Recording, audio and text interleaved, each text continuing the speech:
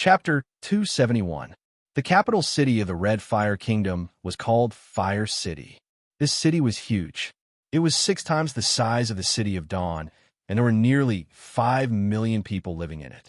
Apart from the civilians who originally lived here, there were also many outsiders, mercenaries, demon hunters, some gangsters who dominated the market, and even some demons who hid in the dark. This situation could be summed up in 4 words. It was a mixture of good and bad people. Or rather, wherever there were people, there would be conflicts. The bigger the city, the harder it was to manage. As time passed, the guards of the city changed from generation to generation. As the capital had not experienced war, the guard became lazier and greedier. They did not have to do anything themselves, and they could still reap benefits. They would let other professionals do the work. But this was the large cities of the human empires and kingdoms. Basically, as long as there were more than 1 million people in the city, it would be the same. For example, a new city like the City of Dawn had not reached its decadent stage. It was still in its growth period. Every soldier was motivated, but no one could predict the future. Moreover, because the cities of the human kingdoms were too large, in order to prevent the entire city from becoming stinky, the underground facilities were also very complete. At the very least, they would not look like some of the smaller dukedoms that looked horrible, where the streets were filled with feces and urine, and the stench was overwhelming. However, due to the accumulation of time, the kingdom's king city would not fall for a long time, and the underground facilities it possessed were slowly becoming more and more complex. The underground of this city was very suitable for some unlucky homeless people, as well as some murderers and fugitives. But the guards of the capital thought that the underground tunnels were too disgusting. Unless there was an order from a powerful noble, they would not inspect the underground tunnels. But this gave many dark creatures a chance to sneak in. Of course, William did not have to be like before. He did not have to go into the sewers all day to solve problems that the NPCs did not want to deal with.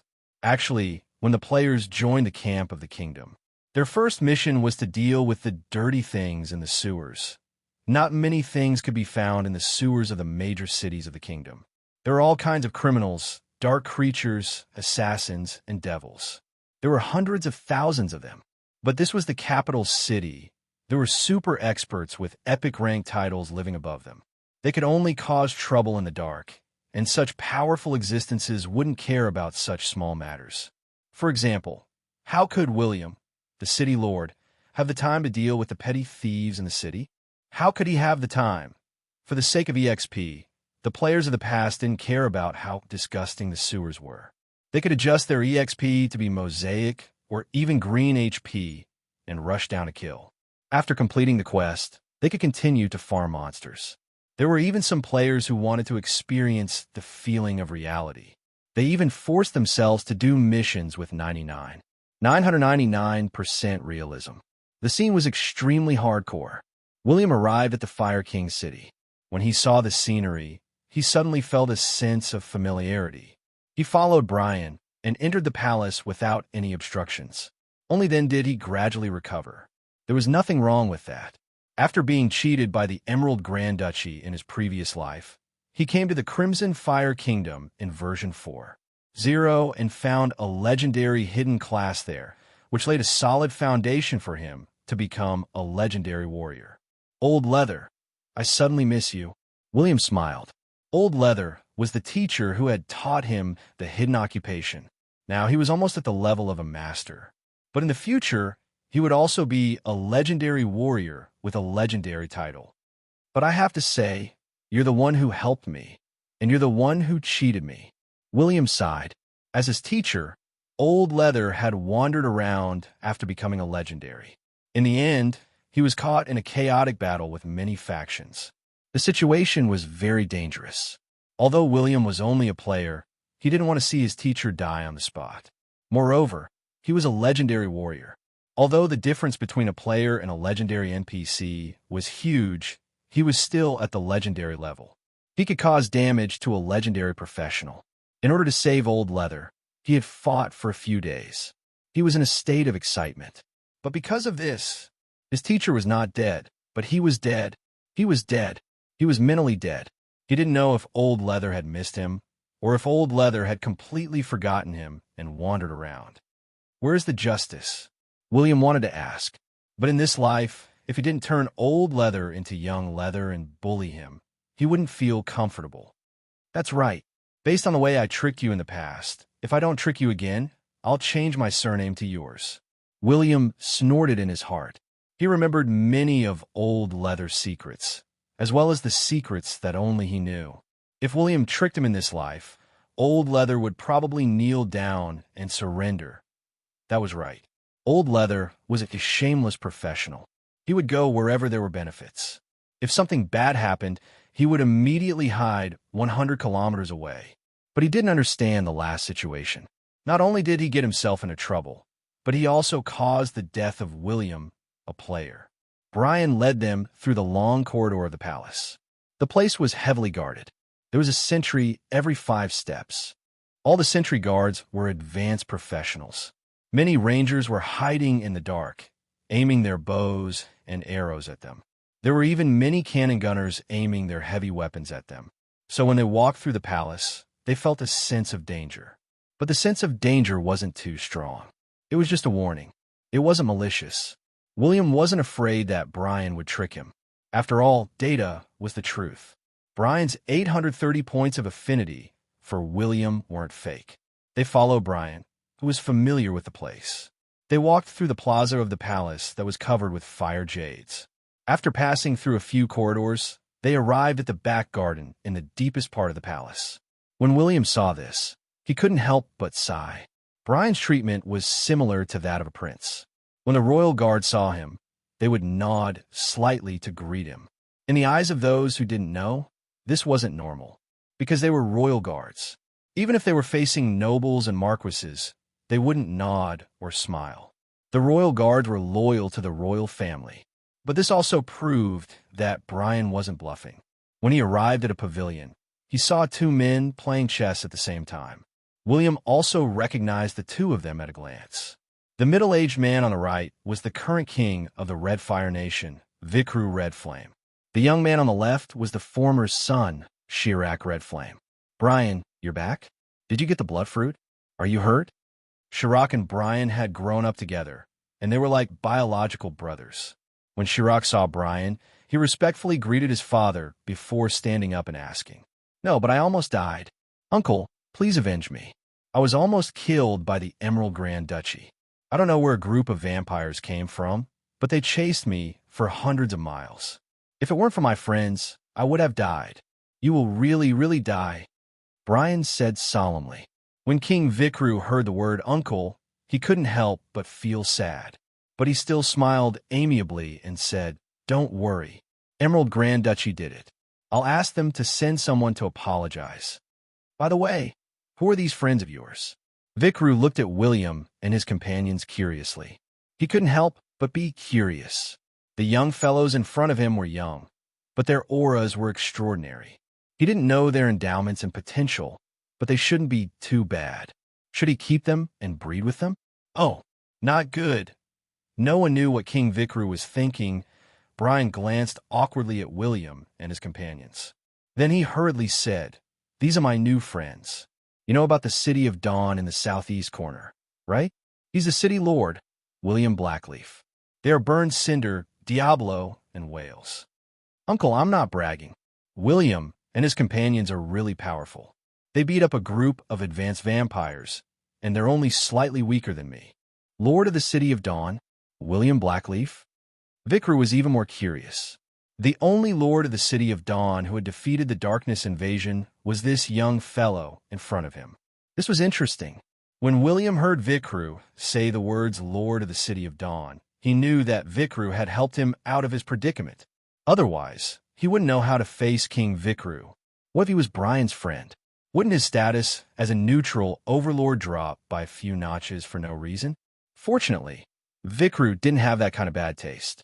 Or rather, he didn't want to interact with William in a more intimate manner. After all, he was a neutral lord. How many of them were idiots? Except for Brian, who was so stupid and adorably cute. When Vikru met William, he had many suspicions. For example, Was William using Brian's identity to interact with him? Was William setting a trap for the vampires to attack Brian, while Vikru led his companions to save him? For example, the vampires of Emerald Grand Duchy were up to no good. Were they colluding with William to deceive him? Vikru thought about it for a long time and realized that these things couldn't be hidden from him. If he wanted to investigate, he would find out the truth. But no matter what, Vikru was the king of the Red Fire Kingdom, and he was an ambitious king. He wasn't that childish or gullible. Hence, he had to use his status as a king to face the lord of another power. But, William smiled and bowed to Vikru. He couldn't control his inner thoughts. Beep. Prompt. Vikru Red Flame has generated 130 affinity points with you. William smiled in his heart. His right hand silently formed a V sign of victory behind his back. Buddy, are you convinced? Are you convinced? William wanted to say that as long as they weren't enemies, they were brothers. He couldn't increase the affinity points with his brothers. Even the great elder of the Moonlight Elves, who was a sage, couldn't control his inner thoughts. Hence, he didn't want to interact with William. William was an epic professional with a title. How could he struggle? Bah, impossible. In this life, I, William, will use my looks to charm all the creatures in the gods' world. Chapter 272. With 130 points of goodwill as a foundation. As long as William didn't do anything annoying, King Vikru's goodwill towards him wouldn't drop. Both of them had a pleasant conversation. They talked about the management of the territory, the darkness invasion, and the light faction. With his rich experience from his previous life, William revealed a lot of vague information. He also talked about the direction of the future, which made Vikru's eyes light up. Vikru even asked William how the Red Fire Kingdom should develop in the future. William's words gave Vikru a sense of approval, but he had to say it. What William said was the direction of development of the Fire Kingdom in his previous life. This was also the key reason why William's opinion coincided with Vikru's. Now, His Majesty the King had started to take William seriously, even though William's power was not a big deal to Vikru. But he had potential. Not only did William have the foresight and strategy that a lord should have, but he also had a group of powerful subordinates with great potential. But Vikru still asked, the development of the City of Dawn is very interesting. Your territory is safe and secure. In order to continue developing, you have introduced a comprehensive employment model. Do you know that this model has attracted a lot of attention from the neutral lords and some mercenary teams? Now, the Mercenary Guild is very busy. Many people want the Mercenary Guild to be their guarantor to show that they are willing to accept such employment. In this way, your advantage will decrease. You will be limited by resources, and the development of your faction will stagnate. William looked at Vikru in surprise. What was Vikru trying to do? Was he thinking about William? Or was he trying to see if William was qualified to be Vikru's partner? William pondered for a while and said in a deep voice, I know about this, but not every mercenary team has sufficient military training. We can outsource all the tasks related to war, defense, protection, transportation, and garrisons. The key isn't our strength. It's that I have enough control over my subordinates. I won't let them cause any losses to the employer. If it were other mercenary teams, and they had bad records, why would the Mercenary Guild be their guarantor? Even if they were to be their guarantor, I was the one who suggested this model. Others are still trying to learn and imitate it. I can only say, the City of Dawn will only be imitated, but it will never be surpassed. William paused and continued. The most important point is that mercenaries are a bunch of fellows who value money more than their lives. It's fine if you want them to start a war. After all, they're all on the battlefield. Even if they cause trouble, they'll still be attacking the enemy. However, if you ask them to do something else, most of the mercenaries might rob their employers and live a happy life in anonymity. Nobody would be able to catch them. But the City of Dawn is different. We have our own territory, and we can't escape. Also, if my soldiers really did something wrong, I would have enough money to compensate them. Lanyu Grand Duchy had accepted the City of Dawn's first big mission. As long as the mission was completed and the dark creatures were defeated, I believe that the reputation of the City of Dawn would increase exponentially. The City of Dawn would also receive many missions. However, it is difficult for other mercenary groups to enjoy the same treatment. After listening to William's explanation, Vikru understood. The City of Dawn was a neutral force. It had a territory and a group of immortal chosen ones to carry out war missions. On the other hand, the well-trained legionnaires accepted other missions. As long as they made proper arrangements and did not provoke powerful forces, the City of Dawn, which had the support of the two elves, would have a bright future. In just a few seconds, Vikru made up his mind. He wanted to provide timely help, not icing on the cake. What did the City of Dawn lack? Credibility. Just the protection from the Mercenary Guild was not enough. A large-scale mission from Lanyu Grand Duchy was not enough to prove anything. The City of Dawn had to complete many missions and have a high credibility and exposure. Only then would the other forces understand that the City of Dawn was a neutral faction that could be trusted. Then they would hand over some missions that they could not spare. What Vikru had to do was very simple. He immediately issued 10 missions to William. Most of the missions were not too difficult and were within the capabilities of the City of Dawn. The missions included escorting, transporting, guarding the defense line, developing new territories, undeveloped forests, grasslands, etc., collecting information, and so on. When William saw the 10 level A missions, he was ecstatic. It was as if someone had handed him a pillow when he was about to doze off. The missions in front of him could only be completed by intermediate professionals. The difficulty was not high, the risk was not high, and the rewards were not too high. The only shortcoming was that many people were required to complete the missions. This meant that the exposure was high. This was an advantage. Since the City of Dawn was not at war, it did not lack manpower. Even though most of the players were carrying out the 2 level S missions, there were still many players who were idle. It was not just the players. William could also send out regular legions. Currently, the City of Dawn had 100,000 regular soldiers. Every day, they spent a lot of money on food and water. Rather than taking care of them, it was better to put them into missions. Not only could they earn a sum of money, but they could also reduce their wastage. The most important thing was that these were employment missions from the Red Fire Kingdom. This represented the trust of the Red Fire Kingdom. The trust of the Red Fire Kingdom was like an advertisement. As long as the City of Dawn could complete these missions perfectly, would the other Grand Duchies ignore the City of Dawn? Absolutely not. William looked gratefully at Vikru and said in a deep voice, "The City of Dawn can accept all these missions. But to avoid wasting time, I'm not sure if we can open a teleportation portal.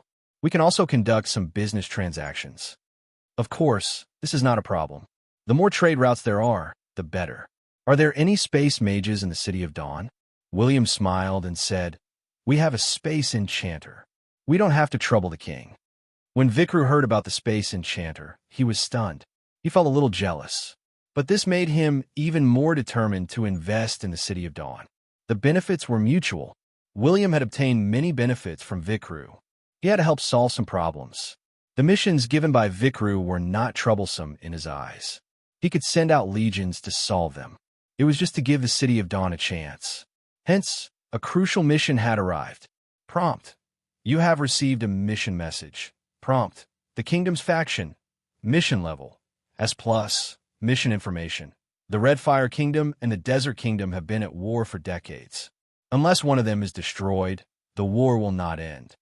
Prompt: Choose your future faction, the Red Fire Kingdom or the Desert Kingdom. Without a doubt, William could not reject this mission. If he rejected it, not only would Vikru's affinity with him drop to the lowest point, but the mission would also be cancelled. There was no need for him to reject it. In his previous life, the Red Fire Kingdom had won. He decisively accepted this main storyline mission that would take place many years later. Subsequently, both of them looked at each other and smiled. It was obvious that they were trying to be friends. William glanced at his endowment, good looks. He could not help but shout in his heart, "I am the king of being friends." Chapter 273. William and Vikru had a long talk for 3 to 4 hours. When the sky turned dark, William happily left with his subordinates. Vicar was full of smiles. He stood up and waved to send them off. William had achieved his main purpose in coming to the Red Fire Kingdom. He had relied on his unparalleled looks and handsomeness to befriend the current king and obtain 10 missions. After they left, Brian had intended to invite them for a one-stop service. But William was an outstanding member and the future successor of the party. How could he be tempted by money and women? Of course not. So he chose to reject them. He said that he wanted to walk around alone. But he did not stop Burn Cinder and the others from freeloading and even staying at the brothel. After all, professionals in this era were like this. They were rich, powerful, and single. If they were not allowed to vent, they would definitely get sick. But William was different. He had a little princess.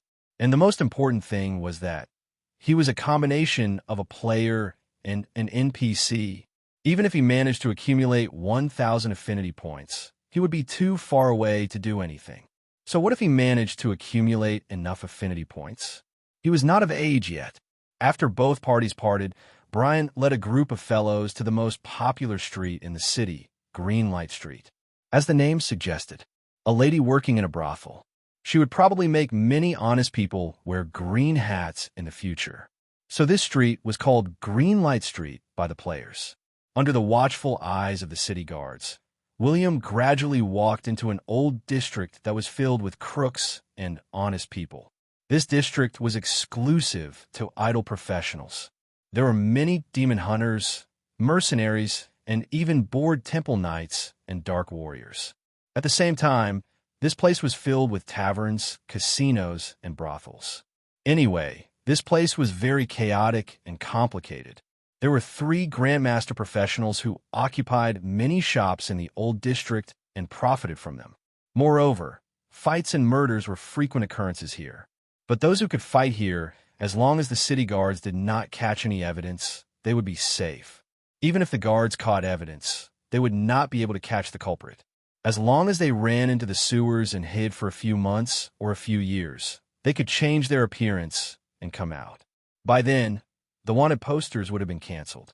Actually, it could be seen from this. How strong was a kingdom?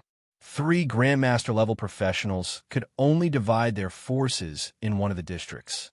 But in the southeast region, a Grandmaster professional was considered a legendary sword god or warlock saint. Even in the Emerald Grand Duchy, a Grandmaster professional could become a city lord. William planned to follow the memories of his previous life to see if he could meet his mentor, Old Leather. Old Leather's full name was Brant Peter, pure-blooded human, male, unrestrained personality. I like the place to live. Casino. That was right. He lived in the casino, and the underground of the casino was a tavern. Every day, he would gamble, get drunk, gamble, and get drunk. As for why he did this, it had a lot to do with his past. However, William was not interested in the name Brent, so he just called him by his surname, or Old Leather for short. Hence, His Royal Highness arrived at a casino called the Royal Jia Omen Casino. Oh, this should be the house. William glanced at the 2 ladies who were welcoming the guests. Then he walked into the house and ignored them. The casino was very lively. This casino belonged to a Grandmaster professional. Don't think that it was lowly for a Grandmaster professional in the city to establish a gang in the city.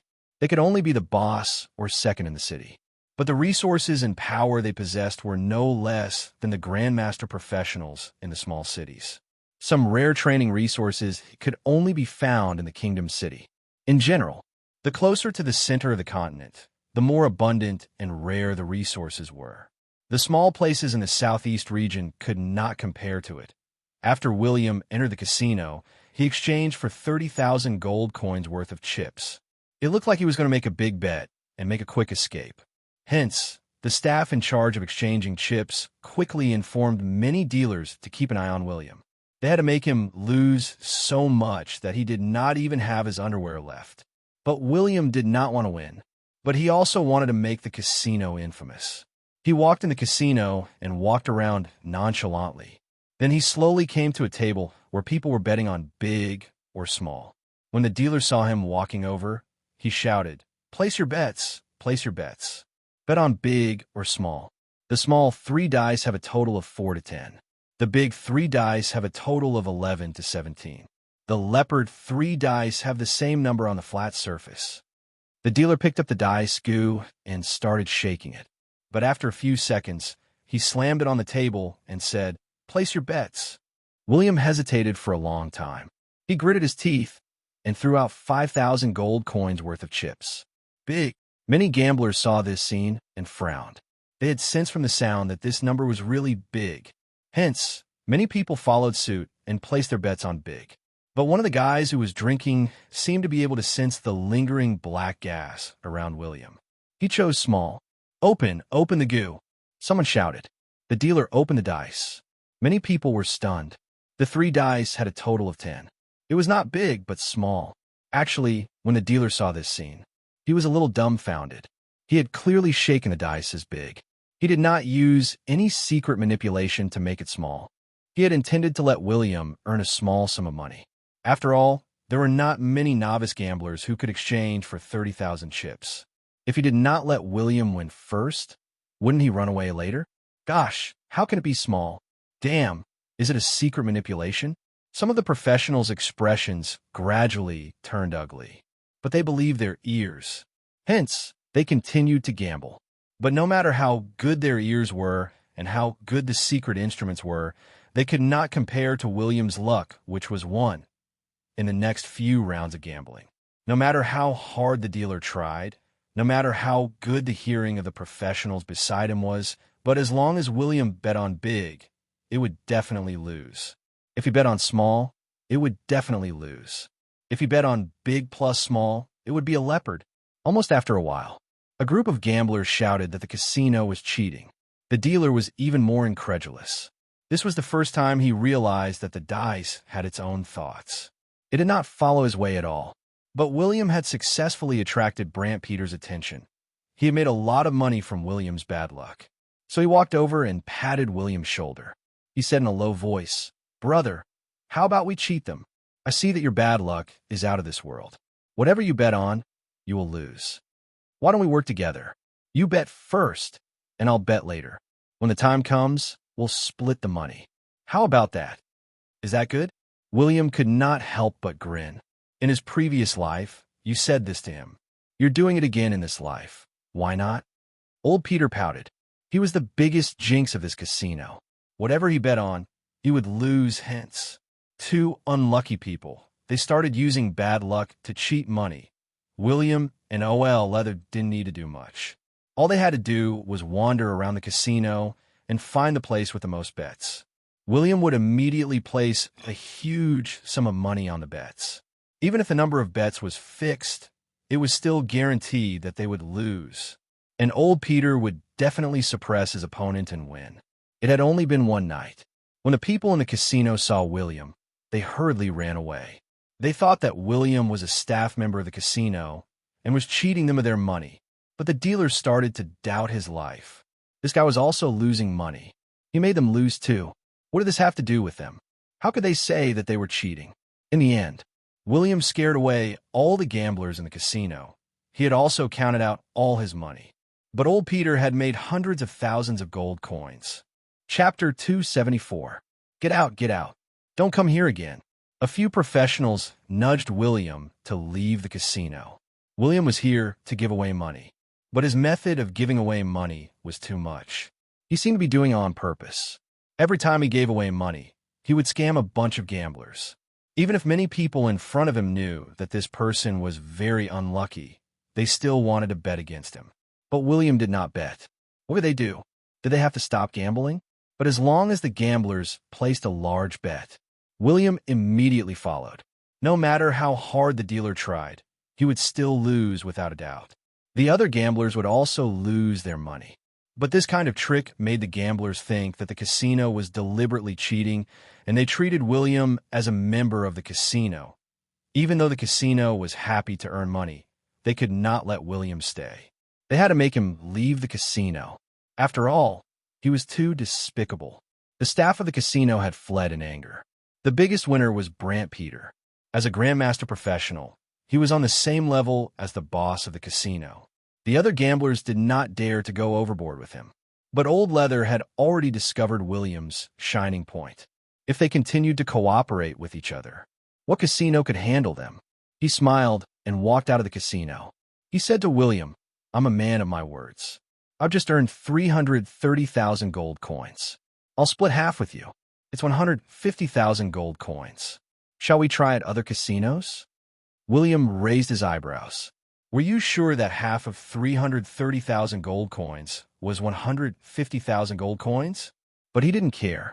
He just shook his head and said, "We'll see. I'm just here to test my bad luck.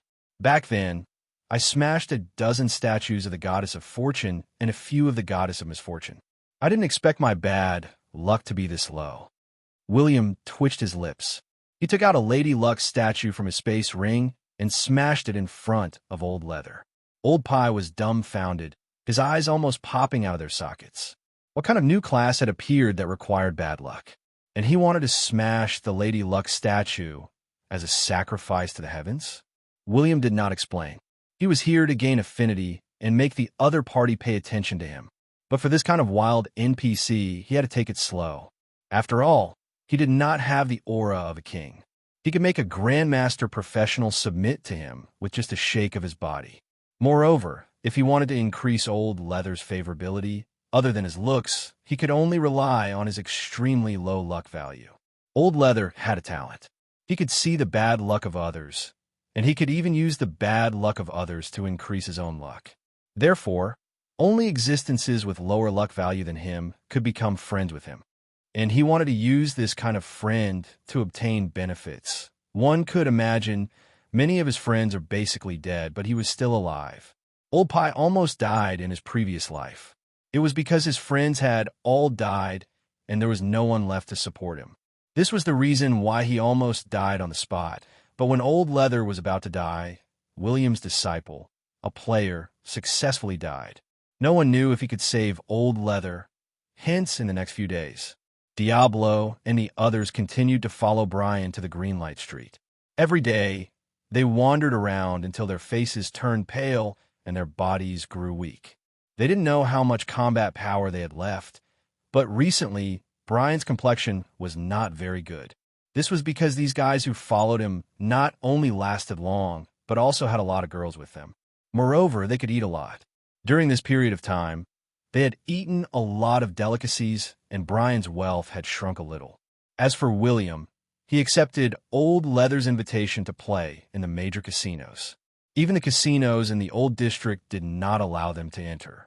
Until then, William received a piece of news. It was today. The city of Dawn would open a teleportation portal with the Red Fire King city. He did not look for Old Leather. Instead, he waited beside the teleportation portal with the officials of the Red Fire King. At this time, the teleportation gate was also temporarily closed. Many professionals who wanted to go to other places were waiting here, seemingly wondering which force had opened a teleportation gate with the Red Fire Kingdom again. Not long after, a water curtain appeared on the huge teleportation portal. A figure appeared. The space enchanter, Old Band, was wearing a precious magic robe. He slowly walked out and released his enchanter's aura. Black spatial cracks appeared around him. This caused many people to suck in a breath of cold air. Which faction is this? There's a space enchanter. His aura is very strong. Look, there's an army coming. Someone exclaimed. This was the king's city. How could the army of other factions come here? The quality of the equipment of the army was so good that it made people envious. More importantly, the professionals in front of them were all handsome elves. William had received 10 missions. Therefore, he had to complete it perfectly and resolve it. Therefore, he ordered the elite Elven Legion of the City of Dawn to carry out this mission. There were not many of them. That was because the number of people needed to complete these 10 missions was only 30,000. But even so, when the 30,000 elves appeared in the Red Fire King's city in an orderly manner, they were wearing full sets of intermediate gold equipment. Many people were shocked. They felt like foreigners watching a panda in a zoo. When all of them walked out, Legolas saw William. When Legolas saw William, he strode forward and bowed. The 30,000 soldiers of the Dawn Guardian Legion are here to carry out the mission. Greetings, Lord William. 30,000 elves slapped their chests and saluted in unison, then loudly yelled, "We pay our respects to your highness." At the same time, many people discovered an elven man standing among the officials. He walked out and said, "Get up. Someone will bring you to receive the mission. Perform well." "Yes, Lord William. The Dawn Guardian Legion will complete the mission with our lives." Next, many professionals, who were puzzled, came to their senses. "Oh, so this was the famous Dawn mercenary team in the Mercenary Guild? Gosh, were they sure they were mercenaries? Wasn't this the military quality of a regular army?" Even the human armies did not have such military quality. This was the Elven Legion. When many mercenary group leaders saw this scene, they turned around and glanced at the group of mercenary members with uneven equipment. They couldn't help but feel a little sad when they saw their members who were not standing or sitting properly.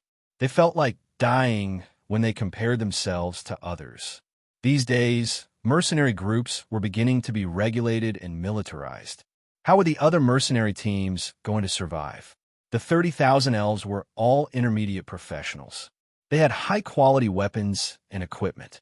They were definitely stronger than a 100,000 human army of the same level. Were they that strong? And they had become mercenaries. Wasn't it too much? But then again, what mission was the Dawn Legion going to complete? This scene piqued the curiosity of many people. The spies of some forces were silently using magic transmission scrolls. They wanted to find out what kind of agreement the neutral city of Dawn had with the Red Fire Kingdom. They also want to know what kind of force the Dawn mercenary team belonged to. William did not care about the gazes of the other forces. He only wanted the city of Dawn to complete missions, gain reputation points, and gain the players' good looks. He also wanted to gain the affinity of the main character NPCs. Now, all he could do was wait. Wait for the end of this version. Wait for the magic revival. Welcome the arrival of a new era. Welcome the arrival of the fourth era, which had the greatest changes. Meanwhile, he would participate in the first magic conference. Ever since the magic revival, the Temple of Light, the Magic Sanctuary, the Palace of Darkness, and the Mercenary Guild had organized a large-scale competition. It was a grand event that he had to participate in. In the first conference, only NPCs could participate because the players had gone offline to update the game. But in the second conference, players could participate together with NPCs. When the time came, the players would truly feel the difference between them and genius NPCs. Chapter 275. Time passed, and it was nearing the end of version 2.0. The City of Dawn had been developing steadily in the second half of the year.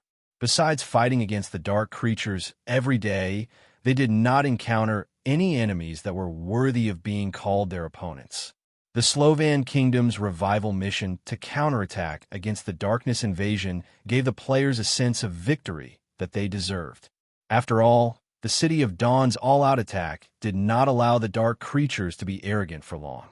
The Chinese players only fought a fast-paced super war in the early stages of the game. Other than that, they did not experience the joy of fighting against the dark creatures.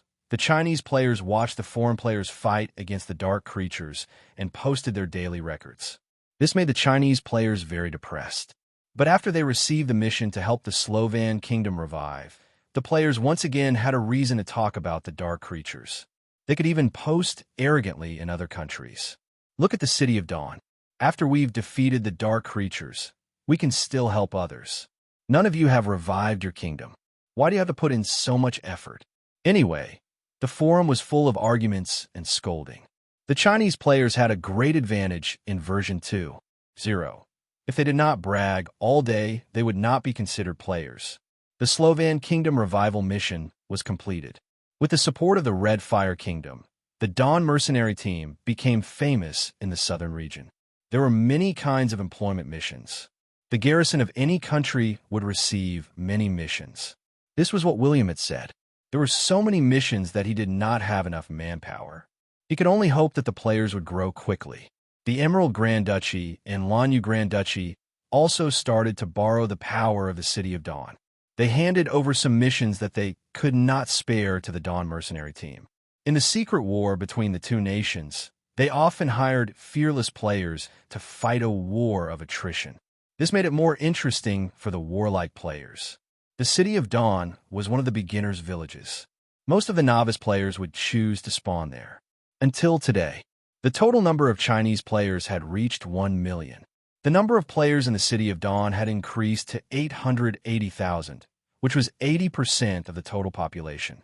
The other 20% of the players were not distributed to the Black Lava Duchy, which did not have a strong military. Instead, they went to the Emerald Grand Duchy and the Red Fire Kingdom.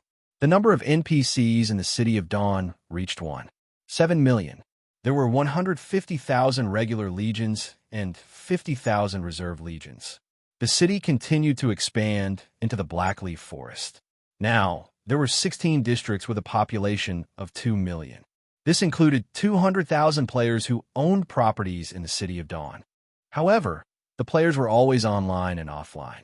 They did not stay in the game for long, so the City of Dawn was not too crowded. The novice players chose the City of Dawn as their beginner's village not only because of the City of Dawn's strength, but also because of the variety of missions available. They could develop on land or in the ocean. There were also many S, A, and A+ grade employment missions. Most importantly, most of the smaller dukedoms didn't even have portals. For the convenience of leveling up, the players would choose the City of Dawn, which was very convenient for transportation. Recently, the City of Dawn had purchased many flying magical beasts from the Red Fire Kingdom.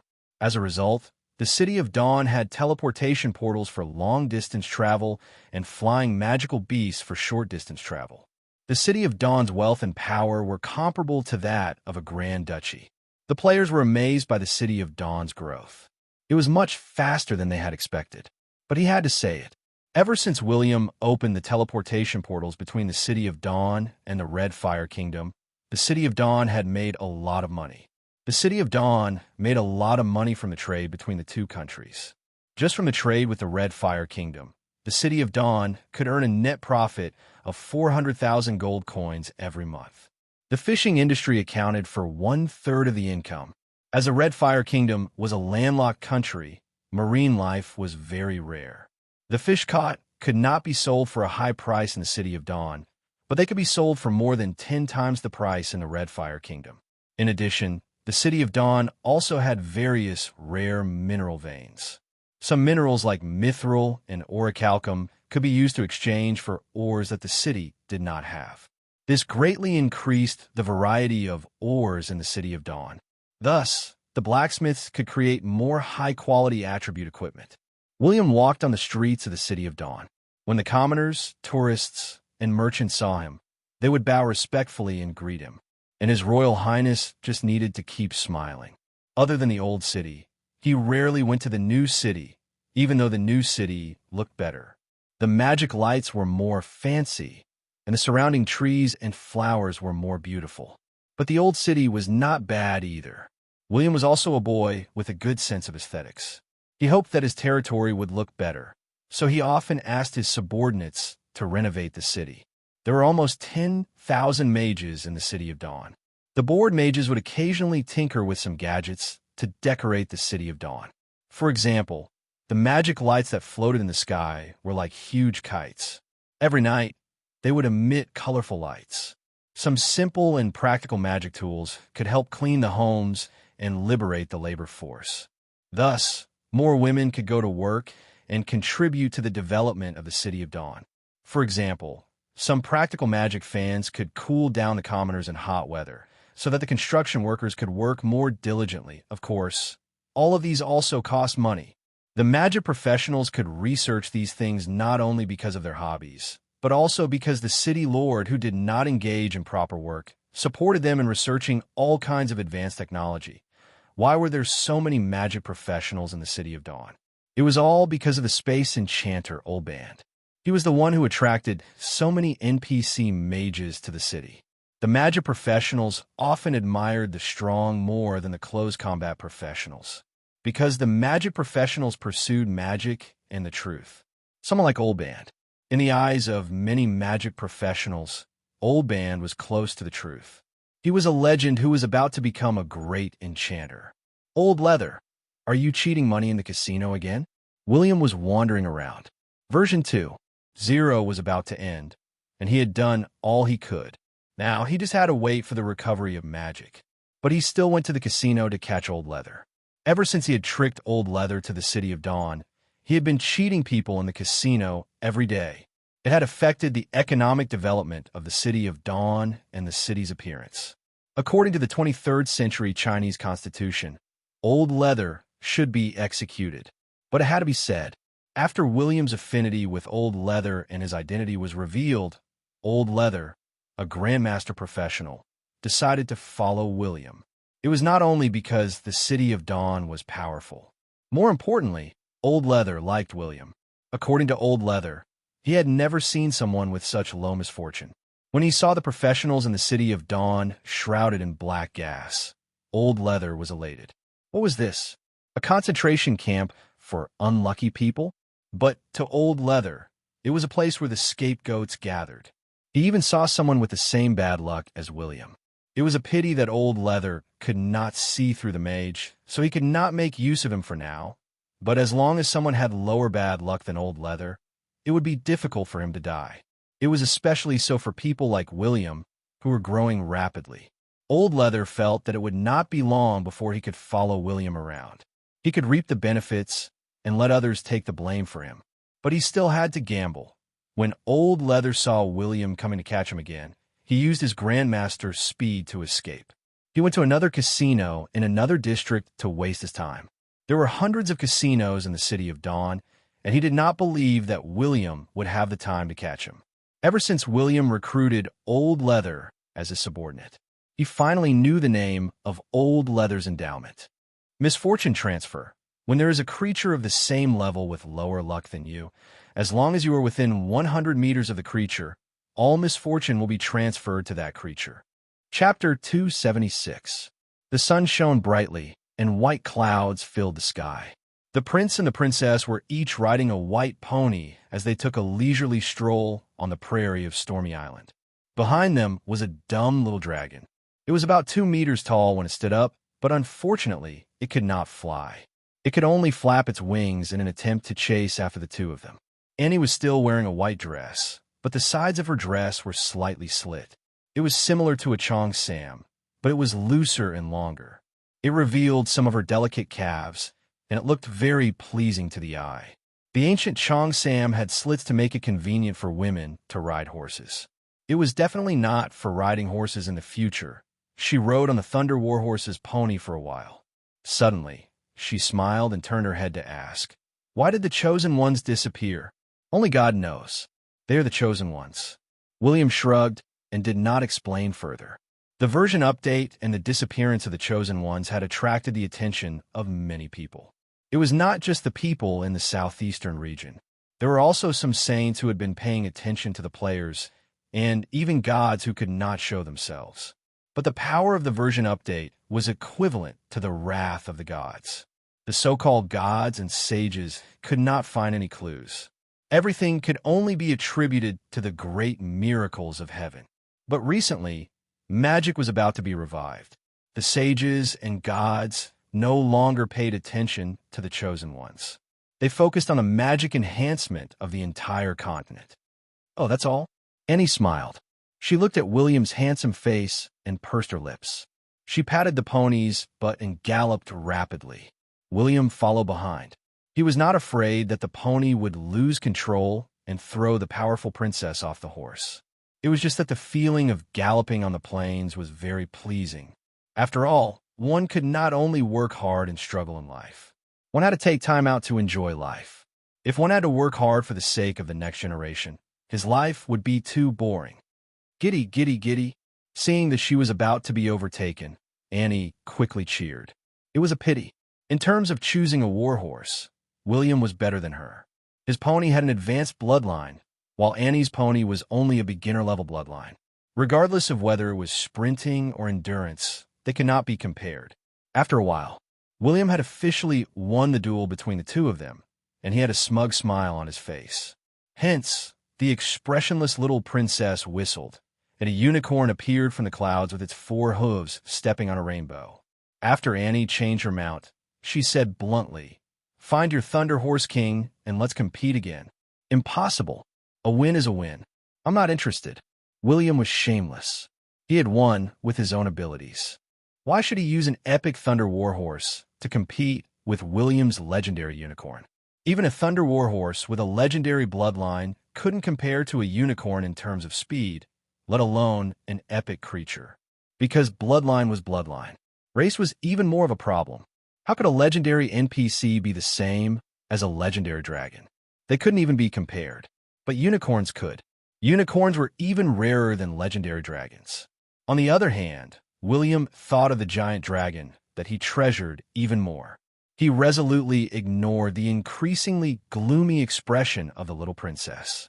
He only hurriedly turned his head back, but he could no longer find any trace of the dragon that had fallen on the street.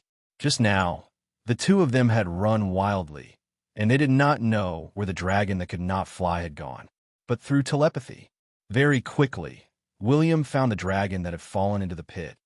"Hey, why is there a big pit on the grass plain? It seems to be man-made.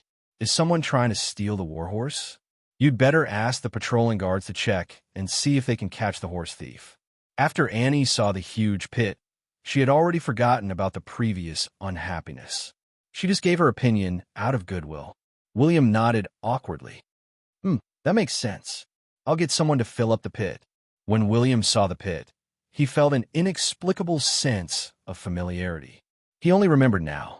Wasn't this the pit that he had dug to trick the Thunder Horse King? The dragon had been chasing after the Thunder Horse King at high speed and had accidentally jumped into the pit. His head had hit the wall, and he was still feeling dizzy. But when he saw William, he knew that his master was not easy to serve. He could only shake his head and use all four of his limbs to dig into the soil. He slowly climbed up. He had no choice. As a dragon that had been stolen all day, his life as a dragon was really tragic. Other than having enough to eat and drink, as long as his master was at home, he had to be stolen every day. Recently, he had discovered a problem. His lifestyle was very similar to that of a creature called dog. Ow! After the dragon climbed up, he flapped his wings and vented his dissatisfaction. But after he shouted, he silently shut his mouth. Even his cry was similar to that of a puppy. He had lost most of his great dragon's dignity, but there was no other way.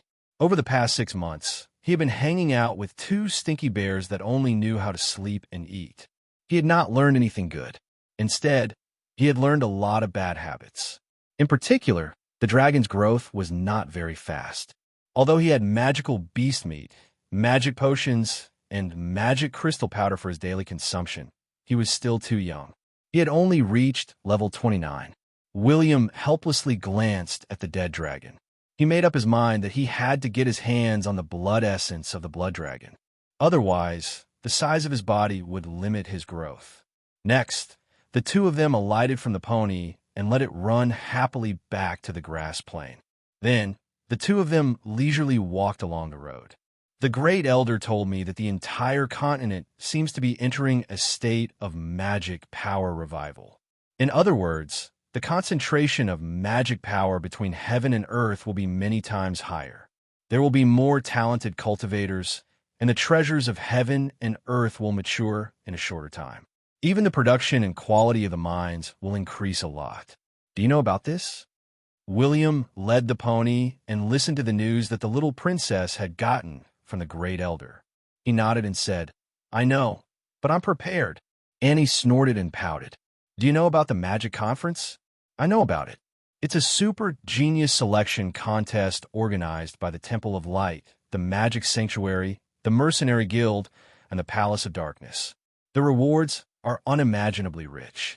If you get a good ranking, if you don't have a faction or are not bound by it, you can directly become a core member of a faction. For example, a young neutral lord like me can obtain many resources from the top factions. The competition area is divided into the North, South, East, and West regions. There should be many genius professionals." William laughed and said. Annie was bewildered. Even the little princess had not obtained so much information. She could not imagine how William, who did not leave his house and behaved like a noble lady, had obtained such secret information. Annie bit her lips and said, "Do you want to participate?" "Of course. I won't lose this opportunity." William narrowed his eyes. This genius competition would affect many benefits in the future. It would allow him to interact with and get to know many future legends and even sages. Even if he did not get a good ranking, it did not matter. The important thing was to participate. "I want to—" The corners of William's mouth twitched. He glanced at Annie. Legendary bloodline. Legendary occupation. Legendary equipment set. Legendary mounts. Combat power off the charts. "Okay, let's go together." William could not stop her. Annie was not a weak woman. When she was angry, she was even fiercer than William. Moreover, the Magic Conference allowed people to admit defeat. Even if Annie lost, she would not die. In addition, she was the little princess of the Moonlight Forest. Even if some people wanted to bully her, they had to have the guts to do so. In that case, there are many people from the City of Dawn who can participate. William counted with his fingers. Me, Annie, Sheehan, Diablo, Burn Cinder, Wales Violent Dragon, Lautner, Legolas, and Alec. What the F***CK? A total of 10 legendary battle pet warriors. William swallowed hard. If all of them performed well, the top few advanced professionals in the southern region would be won by the City of Dawn. But this was not all the legends in the City of Dawn. Violent Dragon, Lautner, Jack, and Alec had become legends by using the legendary Blood Fruit. Their endowments were not that great, but their bloodline potential had reached the legendary level. As for the last legendary Blood Fruit, it allowed the golden-haired Odom to become a dwarf with legendary bloodline. If 11 legends do not perish along the way. William smacked his lips. Even if they did not perish along the way, it was extremely difficult to become legends. The legendary bloodline only gives one the qualifications to become a legend. Even if everything goes smoothly, it doesn't mean that one will eventually become a legend. It's very difficult, but at the very least, one can become an epic professional. For a moment, William was very happy. His laughter sounded perverted to the little princess. But even though William's laughter was perverted, she looked at him from the side or from the front. He was so handsome, she was looking forward to it. Chapter 277.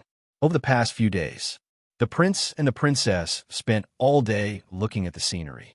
As for the contact between the two, it was limited to holding hands like children. But this feeling, to William, it was good enough. However, their leisure time did not last long. After the first month of the version update, William brought more than 90% of his legions and trusted subordinates to Stormy Island. Because today was the day of magic revival.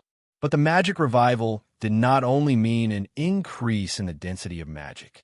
There would be a magic tide that would change the quality of all living creatures, animals, plants, and even the lifeless mineral veins.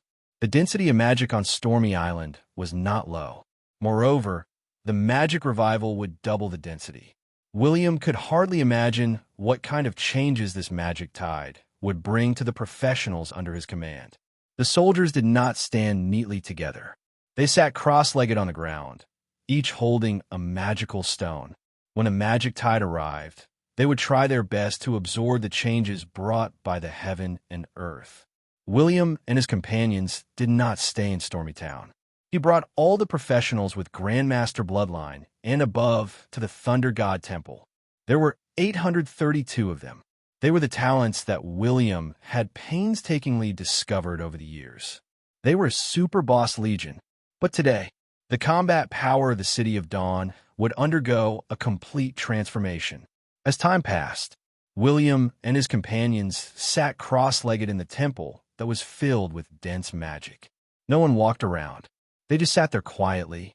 In the next second, as a rumble echoed throughout the entire world, countless living beings were completely dizzy from the violent noise.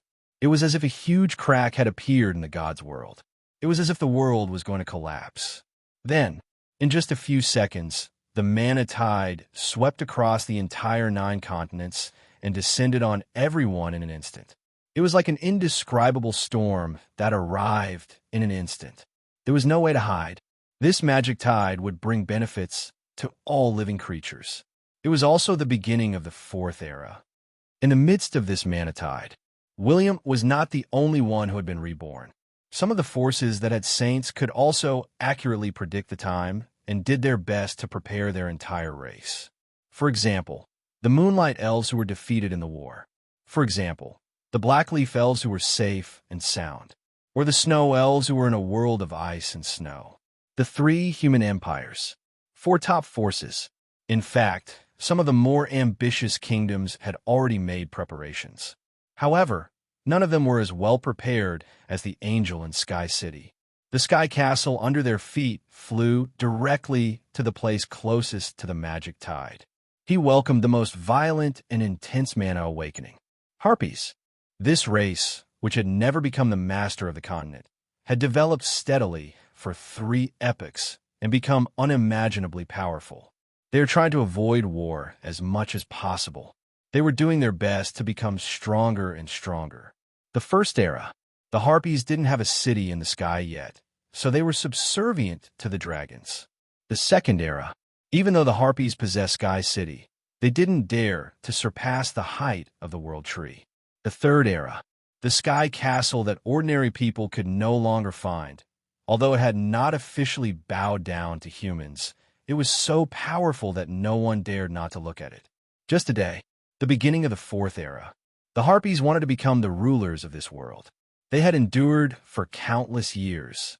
All for the fourth era, the Harpies were the most powerful force. No one knew how many sages and legendary experts they had, and no one knew how big the Sky City had become after absorbing countless angels. This city, how many millions of angels were there? Tens of millions of angels. No one knew. Even Xian had never seen the entirety of Sky Castle before. But William knew the Sky City that gathered all the Harpies on the 9 continents. There were millions of angels. The Sky City had never been a force on the legendary continent. As long as the Harpies could become advanced, they could enter the Sky City through the guiding light of the Sky City. It was the holy land of all the Harpies on the 9 continents. After the start of this era, the Harpies had become the top force on the continent. Or rather, they had always been the top force. But they had never shown themselves. The fourth era was the time for them to rise. Wherever there was resistance, there would be suppression from the Sky City. One of the most powerful times. It was when a human empire massacred the low-level Harpies, which infuriated the Sky City. That boundless Sky City descended almost instantly, crushing the royal city. That was the capital city of the human empire. It was a capital city with sages and legendary experts. Without any power to resist, the city in the sky was directly crushed into ruins, causing the human empire to be unable to recover from the setback, turning from an empire to a kingdom. If one said that the war in the fourth era was exaggerated, it could be understood as a story of the Harpies suppressing the entire world. They defeated the humans, elves, and great dragons, but this was under the premise that there was no darkness invasion. This was under the premise that there were no players. This was under the premise that the gods did not descend. If there were no 3 of them, the Harpies might have become the rulers of the fourth era. William was very curious. The winged people had been enduring for so many years. Why didn't they endure for a little longer? It was a pity that they did not have enough resources. They would never have enough resources. The Sky City was too big. There were too many angels in the Sky City. Even if the angels did not eat or drink, they had to consume countless resources to maintain the operation of the Sky City. Perhaps it was because the magic tide had given the Harpies too much confidence. Perhaps it was because of the shortage of resources that the Harpies had to go all out. But William wanted to say, it would have been better if they had just occupied an entire continent. Why did they have to suppress the entire continent? Was the title of the fourth era's ruler that awesome? Perhaps it will bring about extremely high luck points and the so-called good luck. William pondered.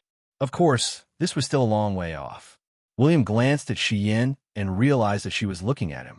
He quickly closed his eyes and looked at his message panel. Prompt, your power +2. Prompt, your agility +3. Prompt, your intelligence +1. Prompt, your physical strength +2. There were continuous prompts. His attributes kept increasing. The increase was small, but it could not withstand the increase. In his previous life, William had not experienced the magic revival, but he had read many books. He knew that many professionals had benefited greatly from the magic tide. They had improved their bloodlines, awakened their endowments, and leveled up their endowments, but I can only increase my attributes. Is it because I'm half a player? William was dumbfounded. He glanced at the joyful expressions of his companions. He felt even more miserable until he discovered Old Leather, who was hiding in the crowd, staring at him with a smile. William frowned. When did this be asterisk starred sneak in? Did he call him? Oh, he had only asked Odom to call all his subordinates in the city of Dawn. MMP. He admitted defeat, but he could not be a coward at this crucial moment. William decisively grabbed Annie's thigh with one hand. He ignored the little princess's shy expression. He wanted to get away with it and try again. Chapter 278. He did not know if Annie had brought him good luck. William had successfully turned from bad luck to good luck. He did not let Old Leather's endowment affect him. It had to be said, Old Leather was very powerful. As long as there was someone with lower luck than him within 100 meters of him, misfortune would not befall him. All the misfortune would be diverted away. However, Annie's fair thighs were quite comfortable to touch. William didn't let go. He even rubbed and pinched them. It felt great, Pa. A crisp sound was heard. William silently retracted his paw. He had been slapped, but he was handsome enough. His affinity did not decrease. He, an ugly man, would not receive such treatment. He snickered in his heart and continued to pretend to meditate without changing his expression. It was as if he could also cultivate, and the tide of magic had brought him great benefits. The 4 attributes were power plus 31, physical strength plus 28, agility plus 35, and intelligence plus 21.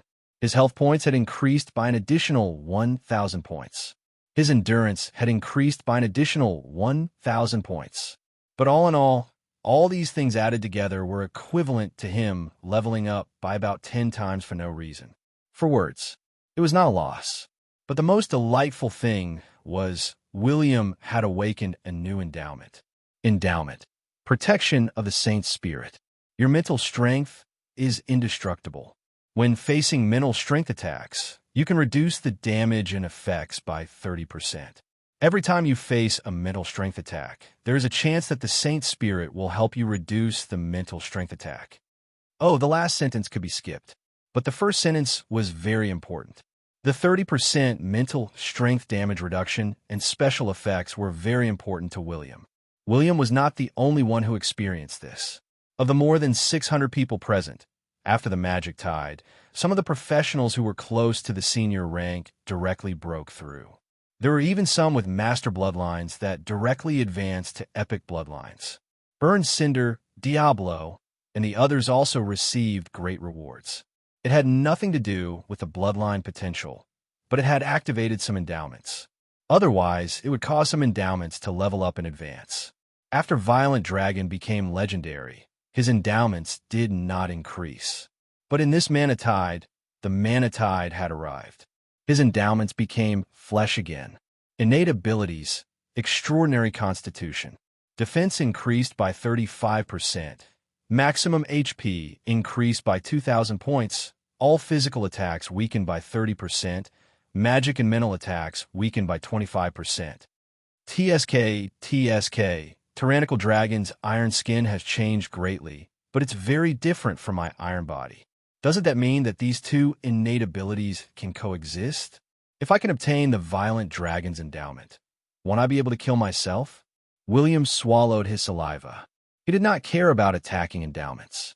After all, only by tanking could one deal damage. Only by surviving to the end could one fight to the end.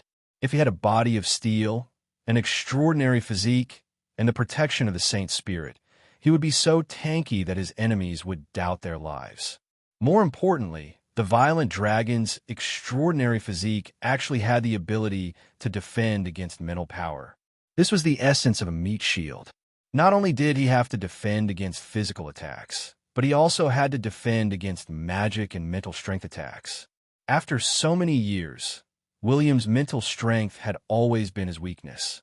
The Saint Soul protection could be considered to have made up for it slightly, but it was still not enough. If he could get his hands on the tyrannical dragon's extraordinary physique, then he would be a freak. William also knew a little about copying other people's endowments, but it was a little difficult. William stroked his chin. He had to think about it in the future. He would not think about it for now. Such dense magic. The intensity of the magic just now made me feel like I was in a magical sea. It also made me undergo a huge transformation. It's incredible. Sia, who had not seen William for a long time, held her magic staff and was filled with joy. She was the first mage who followed William. Over the past few years, she rarely appeared in the City of Dawn. As a mage who sought the truth, she was a huge otaku. She spent all her time researching various magic books, magic skills, and magic potions. But today, she had taken a big step forward. She had not only reached the advanced level, her bloodline had also become legendary. She was an advanced legendary mage. Sia had successfully made up for this gap in the City of Dawn. But during the Magic Tide, Sia was the only professional in the City of Dawn who had advanced from epic to legendary. The probability seemed low. But what about the entire 9 continents? The appearance of the Magic Tide had caused the elves and Serafkin, who had high bloodline potential, to undergo an exaggerated racial evolution. It was the same for the large number of humans. William did not care about the surprise of these people. He hurriedly left the temple and went to Stormy Town. He wanted to see how many people's bloodlines had improved, but it did not matter if he did not look. After he had used his insight in times, Yi Shiwen's eyes widened. There were 150,000 regular soldiers and 50,000 reserve soldiers. A total of 50,000 people had improved their bloodline potential. Even if the others did not improve, their attributes and endowments had increased. There's a 1/3 success rate. That's insane. William gulped. It was no wonder that after the version update in his previous life, when he logged into the game, there were many powerful NPCs. It could only be said that the Magic Tide was too powerful and insane. In particular, the Magic Tide did not only occur once for a moment. William suddenly felt a tinge of sorrow for the players. The players' ability to resurrect was indeed impressive, but every time the Magic Tide occurred, the NPC's physical attributes would increase by leaps and bounds. This was also the main reason why the players could not dominate the game world. But this is only relative. I personally selected the soldiers of the City of Dawn. Furthermore, the magic density of Stormy Island is very high. This is the key. William took a deep breath. He had many things to face next. The Magic Conference was one of them. The Legion of the City of Dawn would infiltrate the Emerald Grand Duchy and Lanyu Grand Duchy in the name of employment. They would secretly search for the location of the blood essence of the Blood Dragon.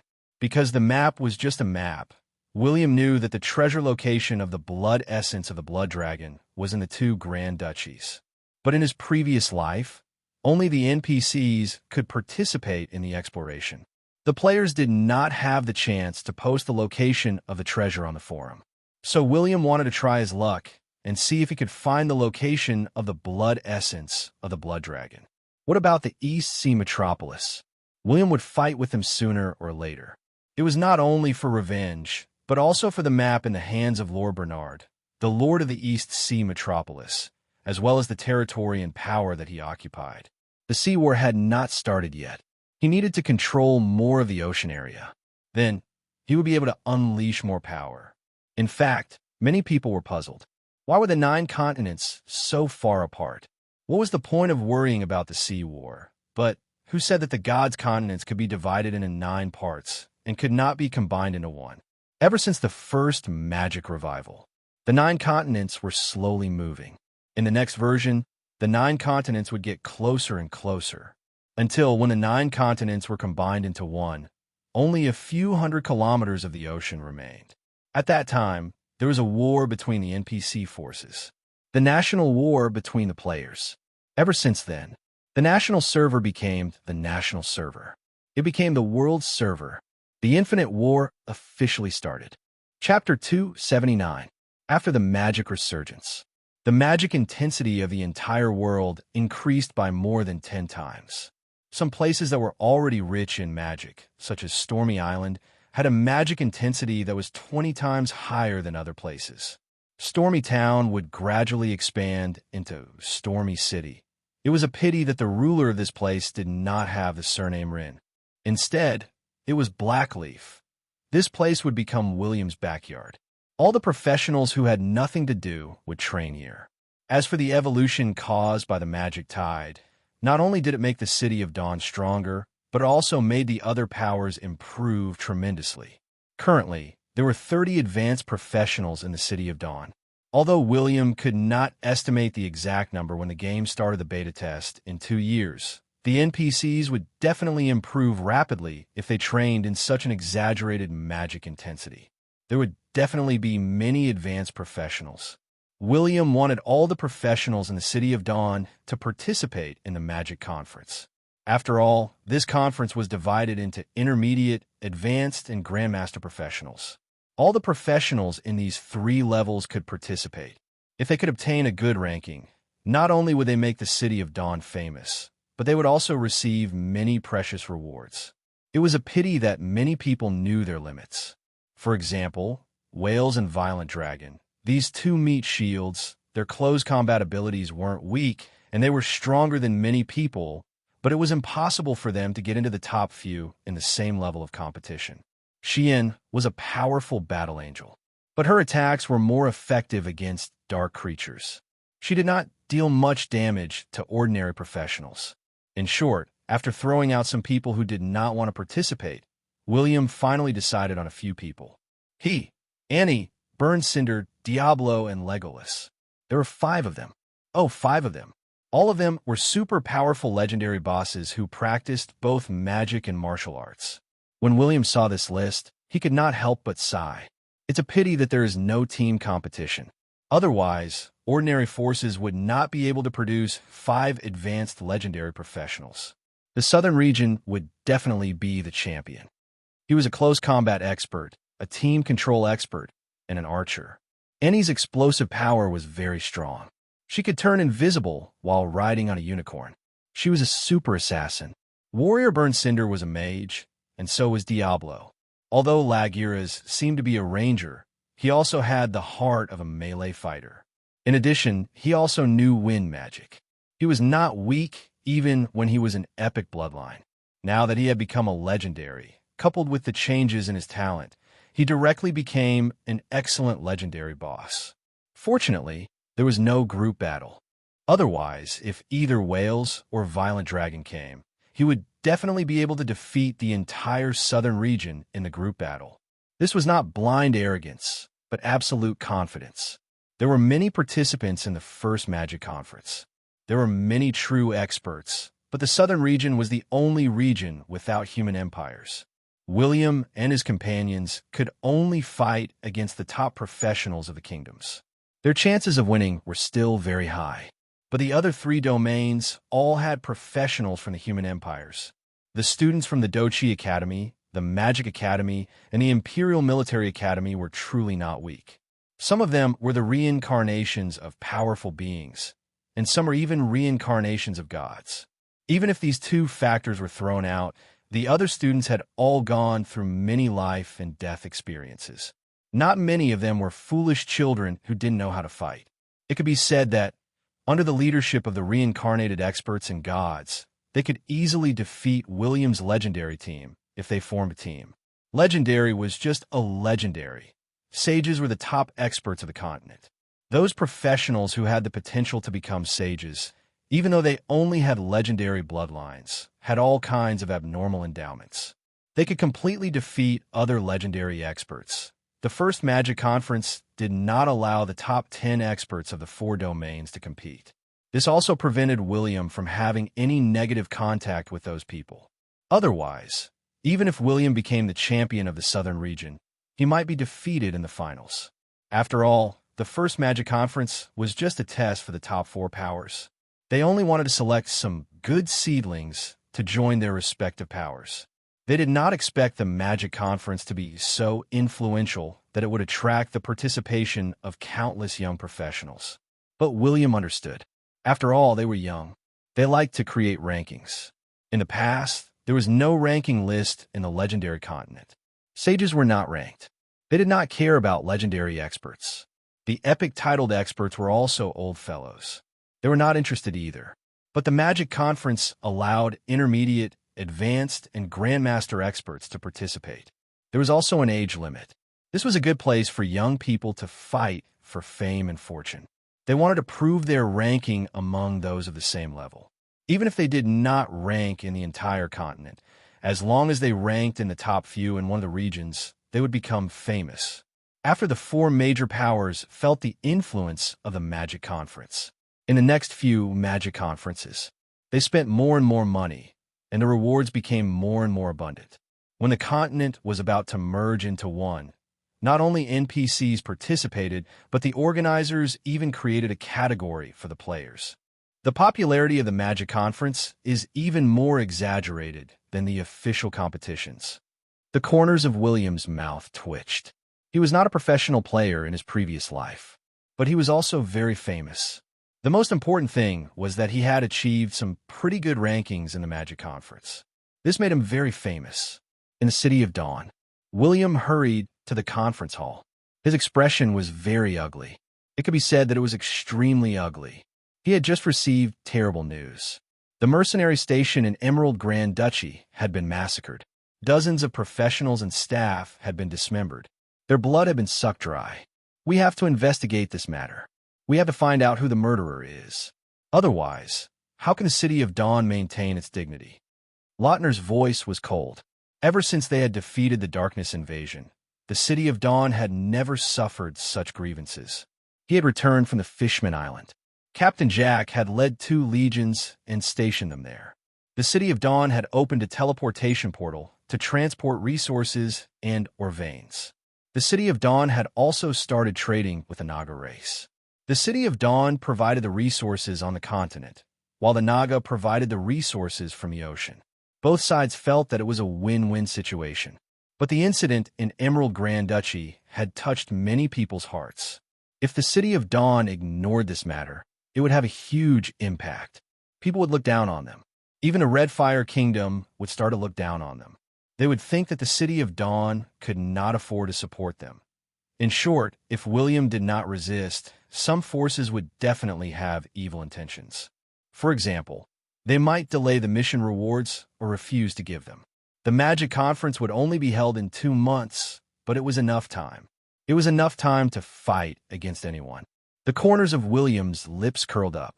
His opponents were either the East Sea Metropolis or the Dark City. He did not want to provoke these people, but they wanted to fight. The City of Dawn would send out its army and beat them to a pulp. He wanted to let those people know how strong the Dawn Army was. Chapter 280. William asked his subordinates to calm down. He quickly walked to the fortune-telling shop. He had an all-round enchanter at home. If he did not make use of him, he would be an idiot. Clues? Evidence? Apologies. William did not need any evidence. In other words, for many forces, there was no need for evidence or anything like that. For some things, mere suspicion was enough. Evidence was needed only by the weak. William only needed Moses to catch the culprit.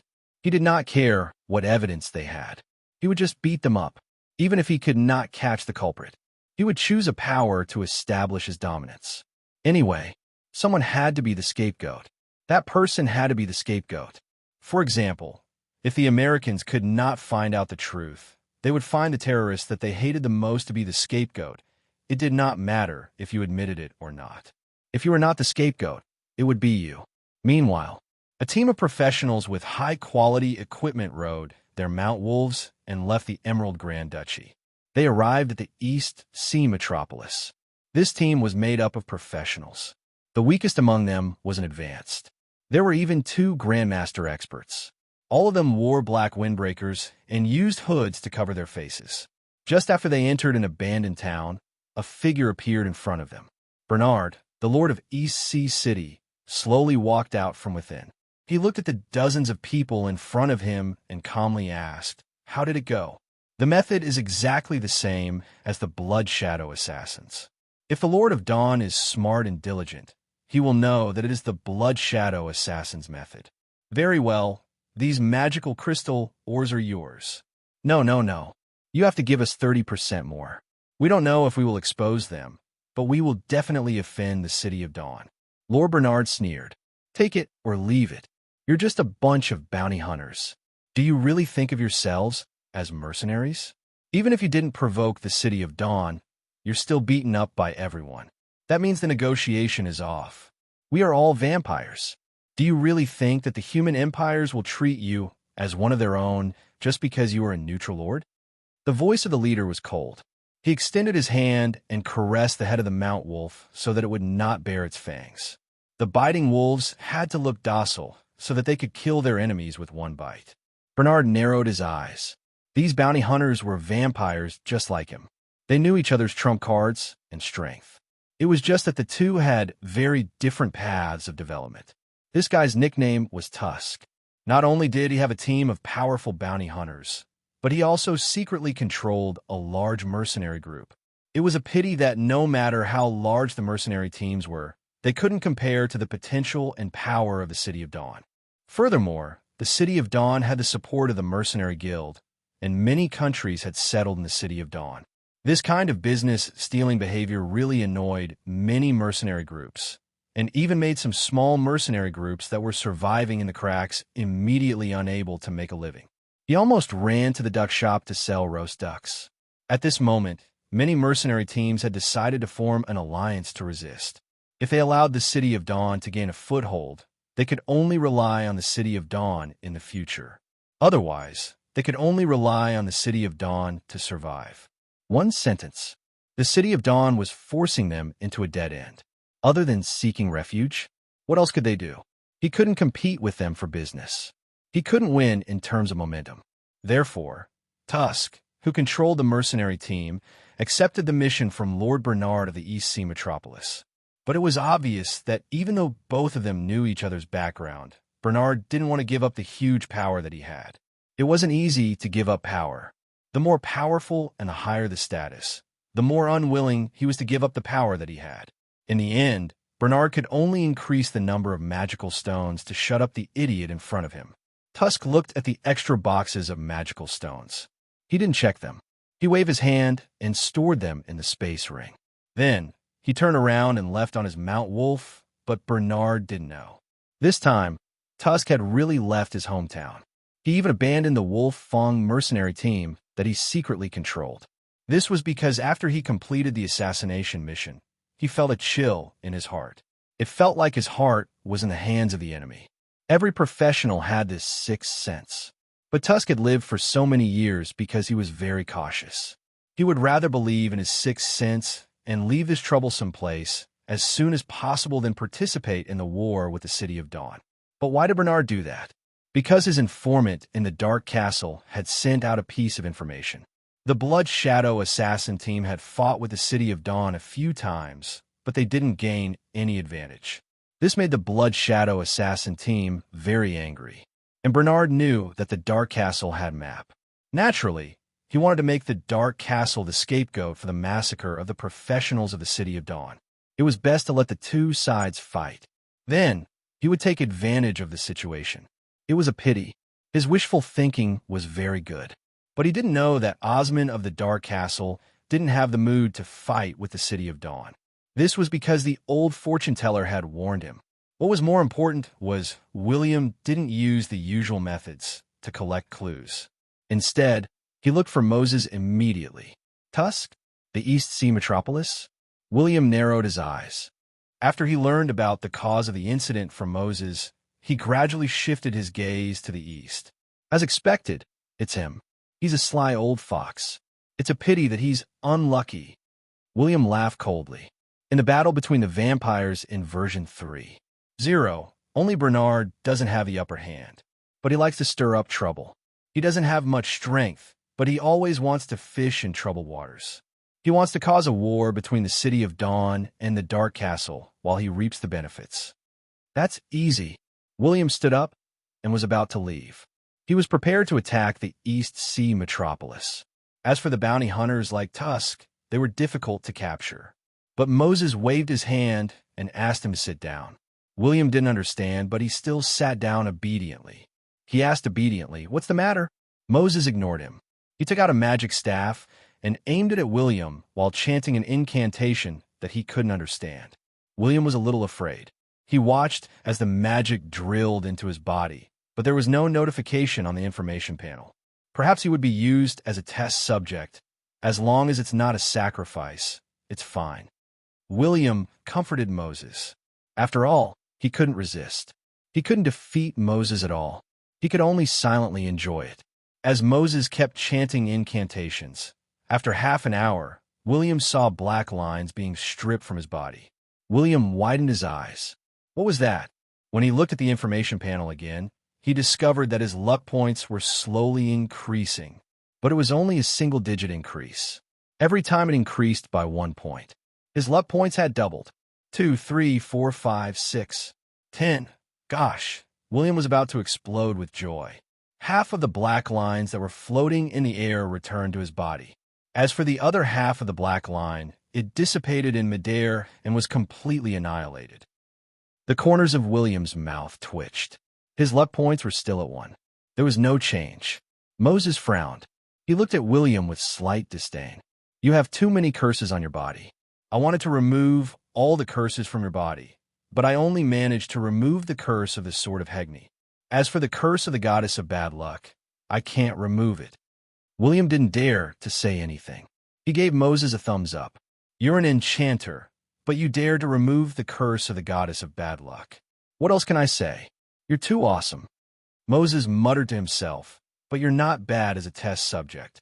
You can help me understand the two aspects of magic that I don't understand: curses and luck. Is this also magic?" William widened his eyes. "It should be considered a type of magic, but I'm not very good at it." These are the only two types of magic that I'm not good at." Moses nodded confidently. He seemed to be ashamed that he didn't know magic. William intentionally used his insight on Moses again.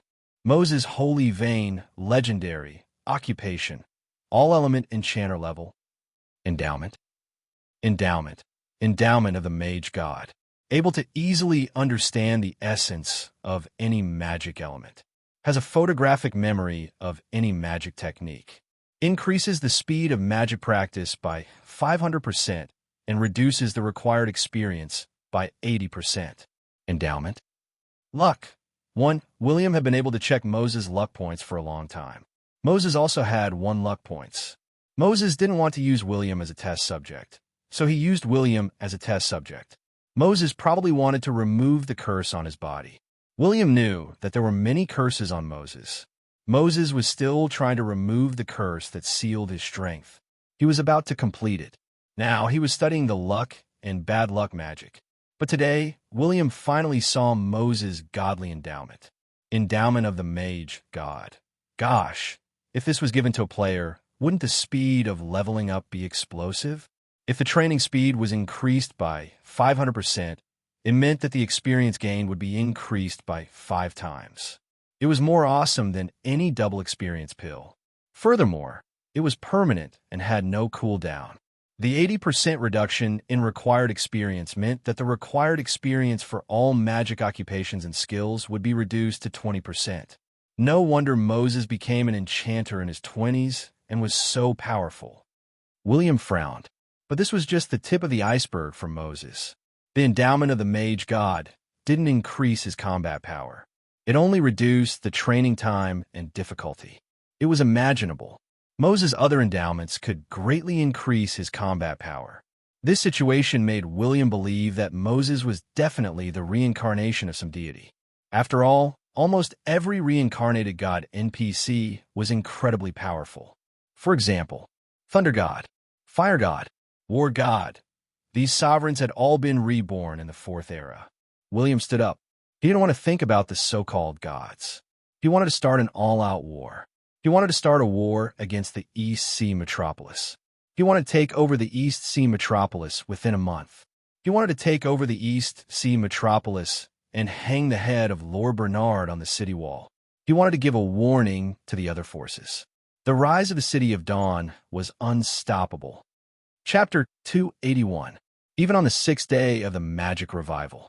just when everyone was immersed in joy and all the professionals were doing their best to cultivate. The City of Dawn declared war on the East Sea metropolis. They would fight to the death. This news not only spread throughout the southeastern region, but even the major powers in the southern region had heard about it. They were curious. Wasn't the City of Dawn developing rapidly? Why was it suddenly declaring war on another neutral territory? Let's not talk about whether the City of Dawn could successfully conquer the East Sea metropolis. If the war did not go smoothly, or if there were heavy casualties, the future development of the City of Dawn would be affected. But William had taken drastic measures and caused the East Sea metropolis to suffer a great loss. This was because he had exposed the fact that Lord Bernard and his subordinates were all vampires. Did they need evidence? Of course. But even if others could not obtain evidence, William, a player who had been reborn, could do so. He had started to investigate the East Sea metropolis, Emerald Grand Duchy, and Lanyu Grand Duchy half a year ago. Alec's intelligence department had gradually infiltrated them. Among them, the East Sea metropolis had a grudge against William. They wanted to kill. They wanted to kill. They wanted to attack the city and plunder. They had to stand on the moral high ground. The City of Dawn had to write the word moral on their war flag. It was like how the Iron Nation used the word freedom. Having a good reputation was the most important thing. Only then would they be able to obtain sufficient support. The intelligence department of the City of Dawn had many spies in the various nations. They spread the evil, darkness, and the evil of the vampires in the East Sea metropolis. Even though the kings and nobles of Emerald Grand Duchy and Lanyu Grand Duchy were all vampires, they had to support William nominally in the face of such moral criticism. But it had to be said, the two duchies were like mute people who suffered in silence. They couldn't voice their grievances. They didn't even dare to stop the freelancers from responding to the City of Dawn's horn and participating in the war. They had no choice. William did not inherit the essence of the public opinion in the 23rd century. He only needed to learn a little, and many nations in this magical fantasy world would not be able to handle it. The City of Dawn was considered a powerful force in the southern region. The Moonlight Elves and Blackleaf Elves were part of the battle team behind it. Old Band was a space enchanter who did not have an epic rank title. However, a space enchanter was a powerful being. Other enchanters could not compare to him. Sarimas and Old Leather, who both had the combat power of a grandmaster, had the support of a magister. Why was William afraid of this and that? He didn't need it at all. He wanted to make the City of Dawn famous in the southern region. The East Sea City Lord was dumbfounded. How could he have known that the Lord of the City of Dawn would be so ruthless? As soon as he walked out of the city, he could hear people talking about whether he was a vampire or not. It was as if the entire world was filled with spies from the City of Dawn.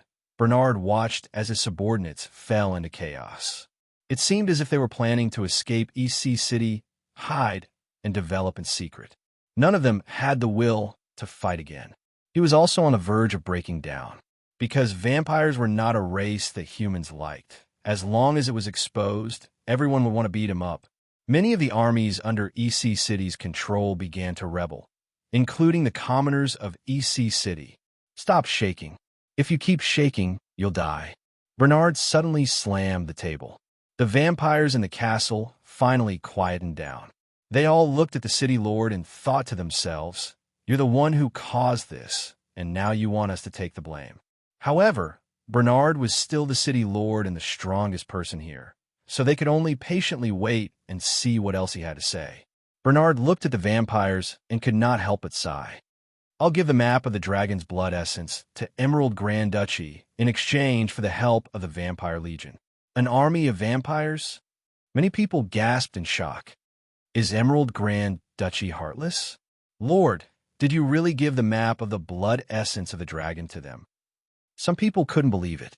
They knew how important the map of the blood essence of the blood dragon was to their lord, but they didn't expect Bernard to be able to do this. Bernard sneered. It's not that the map can't be replicated. It's just that certain characteristics of the map are required to open the treasure. I've replicated it completely and even invited a vampire army. Why not? Bernard did not want to give up his territory, but William's ruthlessness attracted the attention of many vampires. Even if they were once enemies, they would come to help. Bernard could be even more ruthless. He said in a cold voice, "From now on, the EC metropolis will be militarized. Inform everyone in the Legion. Those who disobey will be executed. Those who flee will be executed.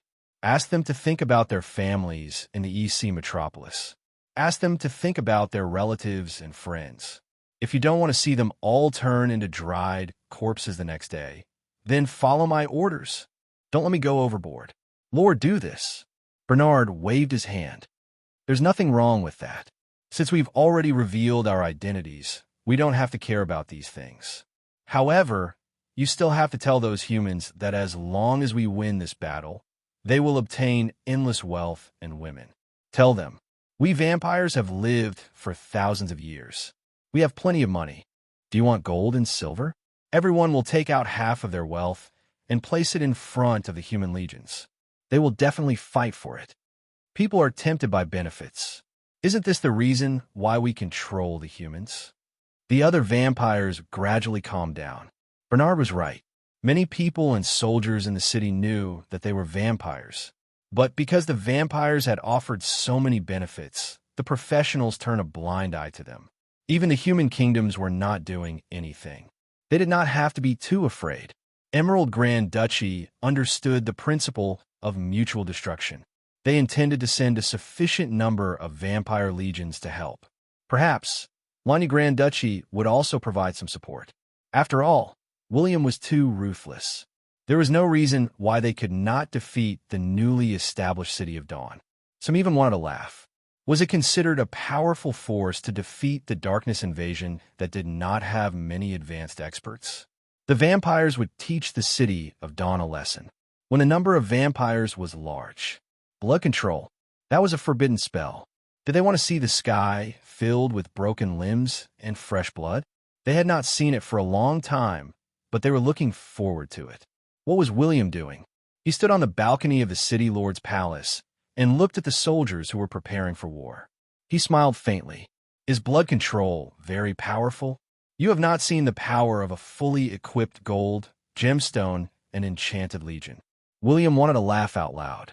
He had 4 of the strongest legions under his command. Glory, moonlight, darkness, fearlessness. All of them were intermediate professionals. All of them were intermediate bloodlines and above. All of them were gemstone, enchanted, and gold quality. Furthermore, there were 500 dragons blood warriors with fire and water attributes. What was this? Even among the intermediate legions of the human empires, this was the strongest legion. Would he be afraid of an all-out war with the blood race? He did not want to say how much he had spent on the light gemstones. But he wanted to say that even though his legion was built with the money of others, he was powerful. Chapter 282. The war was approaching. Besides the heavy spear tribe, who did not dare to make a move, there was nothing else to worry about. Even though the enchanters were not needed for this war, William still left Annie and her 3,000 personal guards, as well as the entire Seraphican Legion, to guard the city. As for the remaining combatants, they sounded the war horn and prepared for battle. The 50,000 reserve legions were the auxiliary legions, while the 130,000 regular legions were in charge of the frontline battle. Countless commoners stood on both sides of the streets, waving food and flowers in their hands to send off the victorious soldiers. William didn't ask the legions to be secretive. He asked everyone to wear the best equipment and the most expensive weapons.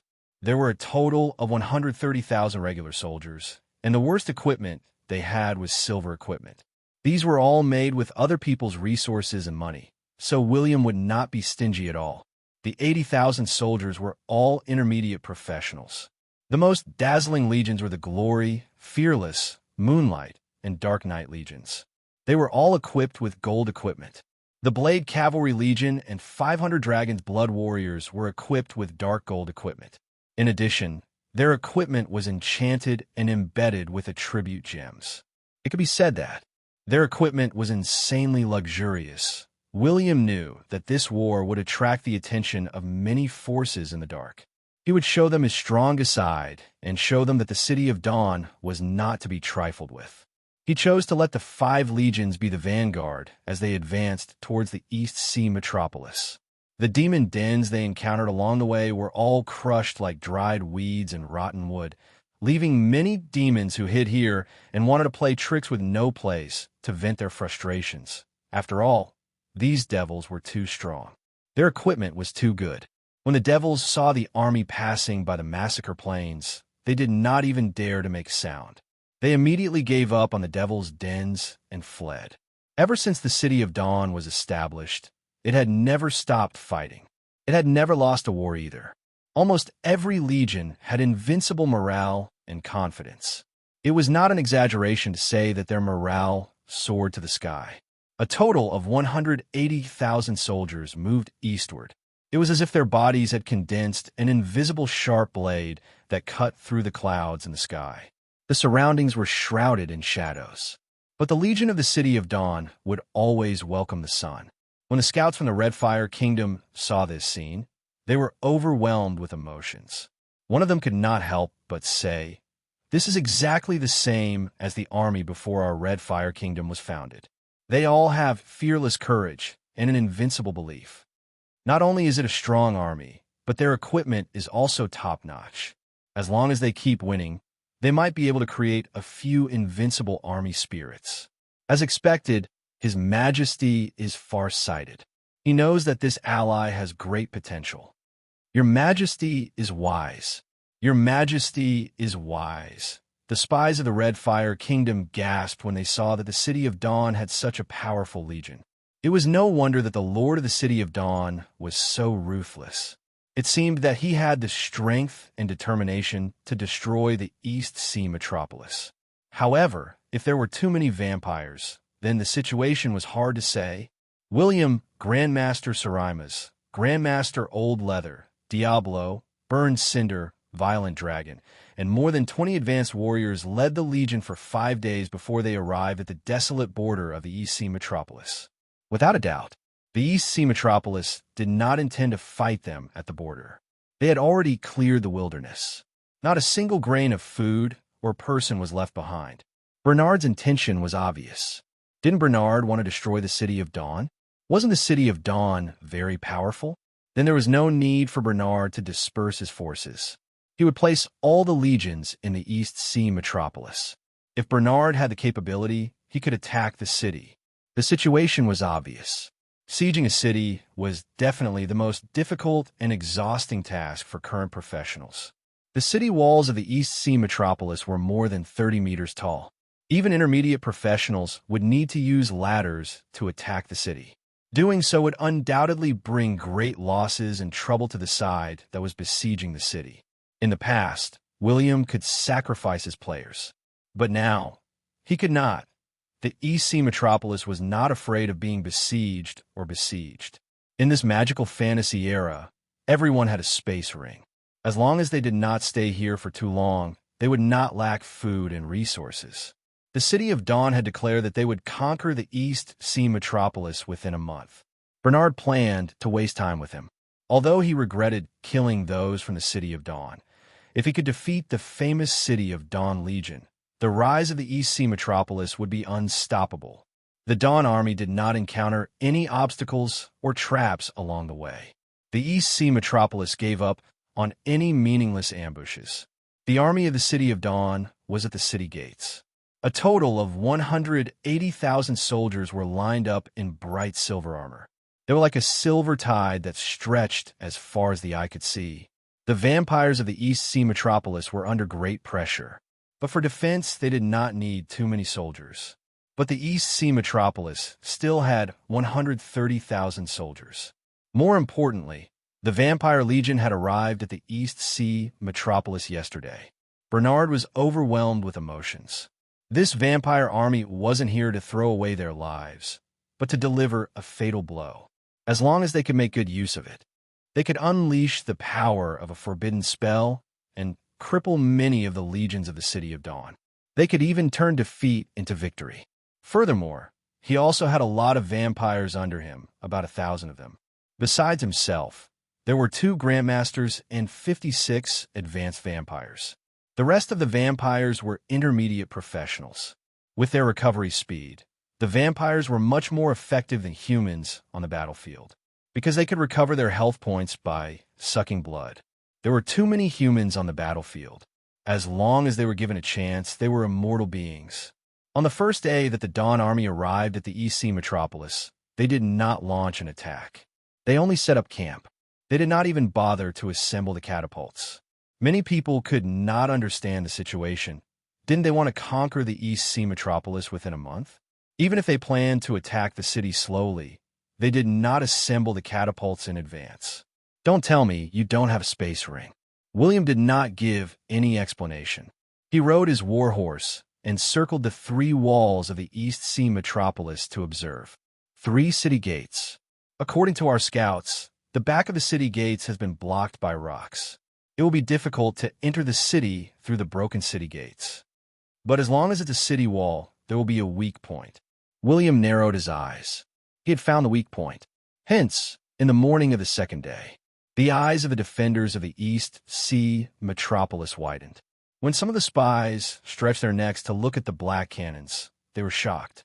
A total of 300 cannons fired at the 5 weak points of the city walls.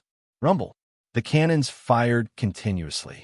When the cannons hit the thick city walls, the entire East Sea metropolis trembled. It was as if there was a huge earthquake. Even though the city walls were enchanted, large holes appeared one after another. Some even collapsed. It cannot be helped. The cannons in the magical fantasy era were very powerful. Not only could the cannons be enchanted, but the cannonballs could also be enchanted. And after the enchantment, the power of the cannons was insanely strong. The most important thing was William secretly placed some magical crystal fragments in some of the cannonballs. The power of the explosions made the cannons fall into the dust. The onlookers started to doubt their lives. Were these still cannons? Why were they so powerful? If a few more shots were fired, wouldn't the city walls collapse? Bernard's body kept shaking on the city walls. His eyes were almost blinded. He hurriedly shouted, "Quickly organize the reinforcements. Quickly organize the reinforcements. We have to block the weak points. Otherwise, the East Sea metropolis will definitely fall." The human legions in the city had no choice but to take action as the vampires threatened their families. They rushed to the back of the city walls. They had to block the city walls after the city walls were destroyed. But at the same time, a vampire who was looking at the eastern sea suddenly widened his eyes. He saw a dozen warships with the sails of the City of Dawn attacking from the sea. He hurriedly ordered the fleet of the East Sea metropolis to meet the enemy. But the sound of cannon fire came from the eastern sea again. 2 warships were destroyed. Wood and wine barrels rolled into the sea. Many people were blasted into the sea when the cannonballs hit the warships. The 2 epic warships of the City of Dawn braved the fierce attack and charged into the middle of the East Sea metropolis fleet. They opened fire at full force. The 2 warships each had tens to hundreds of cannons. When the cannons roared, the closest East Sea city battleships were directly smashed into pieces. Captain Jack was not only a dragon's blood warrior, but he also had the legendary bloodline. He leaped from one enemy warship to another, wherever the sword flashes past. Some of the crew members on the deck and the mainsails were cut. Someone wanted to stop him from killing, but how many experts were there in the East Sea metropolis fleet? Even some high-grade professionals were no match for the legendary Jack. Sword flashes and cannons flashed. Fresh blood mixed with seawater. The cannons roared again and again. The fleet of the East Sea metropolis fled in all directions. Captain Jack led the Water Legion and charged into the port. At this moment, the city wall of the East Sea metropolis was breached. A large hole was created in the city wall. The cannons did not stop firing. William would not show mercy just because there were human soldiers behind the city wall. The cannons continued to fire. When the cannons roared, the defensive legions of the East Sea metropolis were engulfed in flames. The shield bearers were roaring in unison. Even if they stacked their shields together, they could not withstand the power of a cannonball. Broken arms and armor flew into the air. They died without a complete corpse. Bernard's hope of getting lucky was gone. He stared blankly at the scene. It was too fast. It was too fast. A force with cannons and a force without cannons was on a completely different level, a mere vampire legion. What was the big deal? But William really wanted to tell him, in the face of a large-scale war, except for the magic cannons. The range of the cannons was the truth. Otherwise, why would he be so arrogant? Today he would destroy the East Sea metropolis. William led many experts and charged towards the East Sea metropolis. Then, all the legions attacked the East Sea metropolis in an orderly manner. Chapter 283. After the city wall was breached, the cannons gradually stopped firing. The archers of the East Sea metropolis could only hide at the foot of the city wall and shoot. They did not dare to go up the city wall. The rangers of the City of Dawn were too powerful. They were made up of elves and half-elves. Every one of them was a sharpshooter. When they fired at each other, a few rounds of free shooting could kill half of the human archers. When the archers of the East Sea metropolis saw that the Dawn army was about to charge, they wanted to shoot a few more times. However, the first to charge was not the warriors. Instead, it was the elven rangers. After just 2 rounds of shooting, bang, bang, bang, sounds of people falling to the ground could be heard from the top of the city wall. More than 8,000 archers of the East Sea metropolis were shot in the glabella and fell to the ground. It could not be helped. They were not a match for the elves. The elves' arrows were all headshots. The battle energy shields and helmets could not stop them. But even if they shot the elves, even if the battle energy shields could not stop them, the helmets were good enough. As for the other parts, sorry. The elves were born with strong vitality. They were outstanding. In such a situation where tens of thousands of elves were using cheats, even 100 elves would not be able to stop them, let alone a group of ordinary human players. As the city lord, William did not hesitate to charge at the front. He was not the leader of the mountain bandits who roared to attack. Instead, he was the silent lord of the City of Dawn who led the charge. For a moment, the morale of the Dawn army was boosted. How could they retreat when the handsome young prince was charging at them head-on? Hence, the Dawn army was like a metal torrent. They marched in an orderly manner. The shield-bearers were at the front, while the warriors were at the back. They charged at the breach in the city wall and cooperated with the navy that had already entered the city. The cavalry was not very effective in attacking a city, especially when the roads in the city were very narrow. The Blade Cavalry Legion did not choose to charge at the front. Instead, they wandered around the perimeter to prevent the enemy from escaping. Besides the experts that followed William, there were also 500 Dragon's Blood Warriors. The Dragon's Blood Warriors were like Grim Reapers. They charged into the East Sea metropolis and pierced through the enemy's defense line. The Dragon's Blood Warriors did not need to last too long or kill too many enemies. William needed them to transform into dragons as soon as possible. They would be the vanguard to break the enemy's formation. So when all 500 Dragon Blood Warriors transformed, whether it was the Blood Race or the human army, no one could stop them. But this was the power of the boss army. After transforming, the 500 people all became 2-meter-tall, muscular tyrants. All their attributes and health points skyrocketed. In this period of time, they could easily beat up 2 or 3 legions. Furthermore, there were quite a few epic bosses amongst the Dragon Blood Warriors. In other armies, they could definitely become captains. These epic Dragon Blood Warriors were like war gods. They wreaked havoc in the enemy army, and no one could stop them. Kill these sissies. The tallest Dragon Blood Warrior was 2.5 meters tall. He wielded 2 sabers and smashed through the shield beast defenses like cannonballs. He spun like a windmill in the crowd, and the saber chi continued to spread in all directions. The soldiers at the back were completely unable to block it. Or in other words, these 500 Dragon Blood Warriors were unstoppable. Every one of them fought in a bold and unrestrained manner. They relied on their equipment and the defensive power of their scales to inflict as much damage as possible. They did not use their skills to fight with their enemies. Power. This was the truth. They could kill their enemies with one punch. There was no need to play tricks with their enemies. This was the strength of the Dragonblood warriors. When everyone was of the same level, as long as there were enough Dragonblood warriors, even if the enemy was a legion of devils, they had nothing to fear.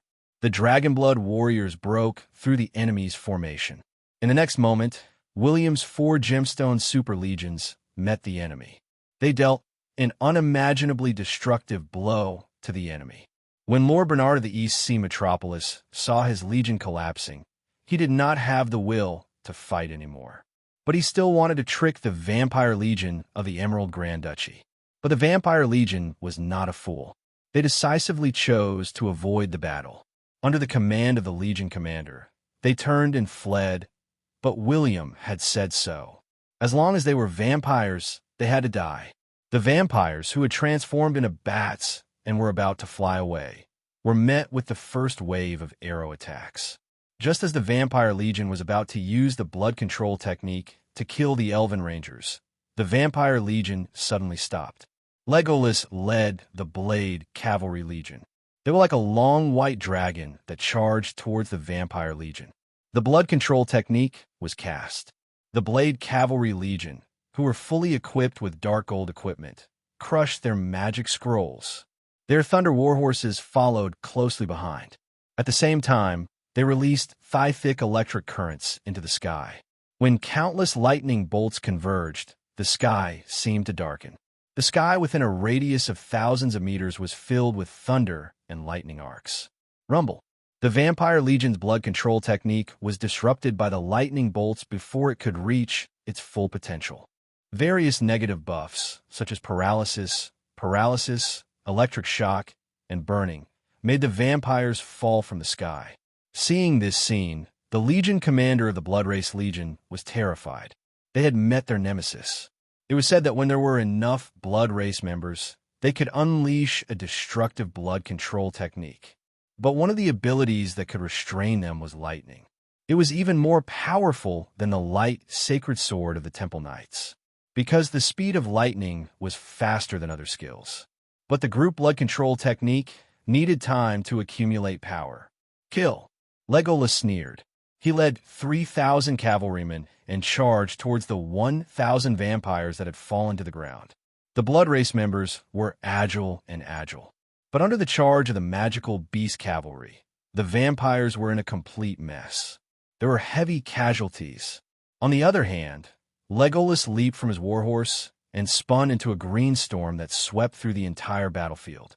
Streaks of green wind blades flew in all directions, and countless vampires were cut into a bloody mess by the wind blades. Some even turned into pieces of white bones. As for Diablo, he was also placed in the cavalry by William. At this moment, his metal storm suddenly exploded. Within a radius of a few hundred meters, countless metal blades spun like a cutting machine. In an instant, the so-called enemies were turned into a rain of blood that splattered on the ground. Bernard looked at William charging towards him with his subordinates. His unwillingness and regret were buried by his hatred. He swore that he would kill this damn guy in front of him. But it was a pity. When William arrived in front of him, he suddenly stopped and flashed his middle finger at Bernard. Bernard quickly dodged. It was a pity. But there was no thunder finger, but a figure dashed out from behind William and engaged in a fierce battle with Bernard. It was Old Leather. Both of them were Grandmaster professionals. In a short period of time, they exchanged tens of blows. Bernard's body was covered with wounds and was bathed in blood. But Old Leather only lost a few strands of hair. On the other hand, William silently blocked the arrows and pebbles that came flying at him. What the hell? Bernard was bewildered. How was it possible? Every time he was about to slash at Old Leather, his blade would either miss or Old Leather would suddenly move. Hence, he could not hit him. Old Leather raised his eyebrows. What's going on, little brother? We're both Grandmasters. It has only been a few seconds, and you can't take it anymore. A man can't say that he's weak. Get lost. I don't believe it. I won't kill you today. Come. I won't dodge. When Old Leather saw the blade coming, he resolutely turned his body to face it. He had to dodge. Although his endowment was impressive, He would die if he did not dodge. When William saw this, he could not help but smirk. Do you know what the transfer of misfortune is? Old Leather used this move to kill many people, but he was not injured at all. Of course, it's not only because of Old Leather's endowment, but also because of his insane combat abilities. More importantly, Old Leather had another trick up his sleeve: time endowment. This was the key reason why he was able to survive in all kinds of desperate and dangerous situations. And his legendary title is Time Sword Sage. Bernard did not retreat, and the other vampires did not escape. They fought with the experts of the City of Dawn. The most eye-catching ones were not Violent Dragon, Burn Cinder, or the others. Instead, it was the great druid Serimus. He was not in his human form. Instead, he had transformed into a silver-backed ape wielding a mace. He chased after a group of vampires and gave them a good beating. When he wielded the mace that was a few meters long, he looked insane. If the so-called vampires were hit by him, they would be reduced to a bloody pulp. They would not even have the chance to recover. Serimus was also entangled with two Grandmaster vampires. But even though the two of them used their blood control skill, it was like a tickle to the silver-backed ape. It had a few thousand kilograms of blood. It was not afraid of bleeding. Violent Dragon and Whales combined their shields and withstood the attacks of the many vampires. This gave the professionals behind them a lot of space to attack. Alec wandered in the shadows and occasionally backstabbed his enemies. Regardless of whether they died or not, he would retreat immediately after attacking them. He did not give them a chance to retaliate. Now, he was a mature, young legendary assassin. He was very familiar with what an assassin should do. He was no longer like when he was charging forward with the Legion. Not only was Alec's explosive power very high, but his invisibility ability was also very insane. Wherever there was a shadow, he would disappear without a trace. But as long as he was here, all the enemies would be terrified. Lautner held a long sword and wore a silver-white cloak. He shot his arrows and released his sword energy. It could not be helped. William's uncle was the kind of person who liked to show off. However, as he was the only outstanding man with skin among all the professionals, he attracted the most attention. Many people even mistook him for the Lord of the City of Dawn. Chapter 284. Lautner withstood the fiercest attacks and performed the coolest moves. For a moment, he was in the limelight, and no one could surpass him. His every movement caused the silver-white cloak behind him to flutter in the wind. He was like a little silver dragon, an invincible sword sage. He was as cool as a comic book character. Every time he swung his sword, he would shout, pretentious like the wind, always by his side. It was a pity. The scariest thing about being pretentious was being slapped in the face. One of the high-ranking vampires could not stand it anymore. He grabbed his cloak and threw him down until the cloak was taken off. Only then did he stop. But Lautner was a legendary elf, so this injury was nothing to him. But when he looked at his companion, he wanted to laugh, but he could not. Lautner could no longer act gracefully.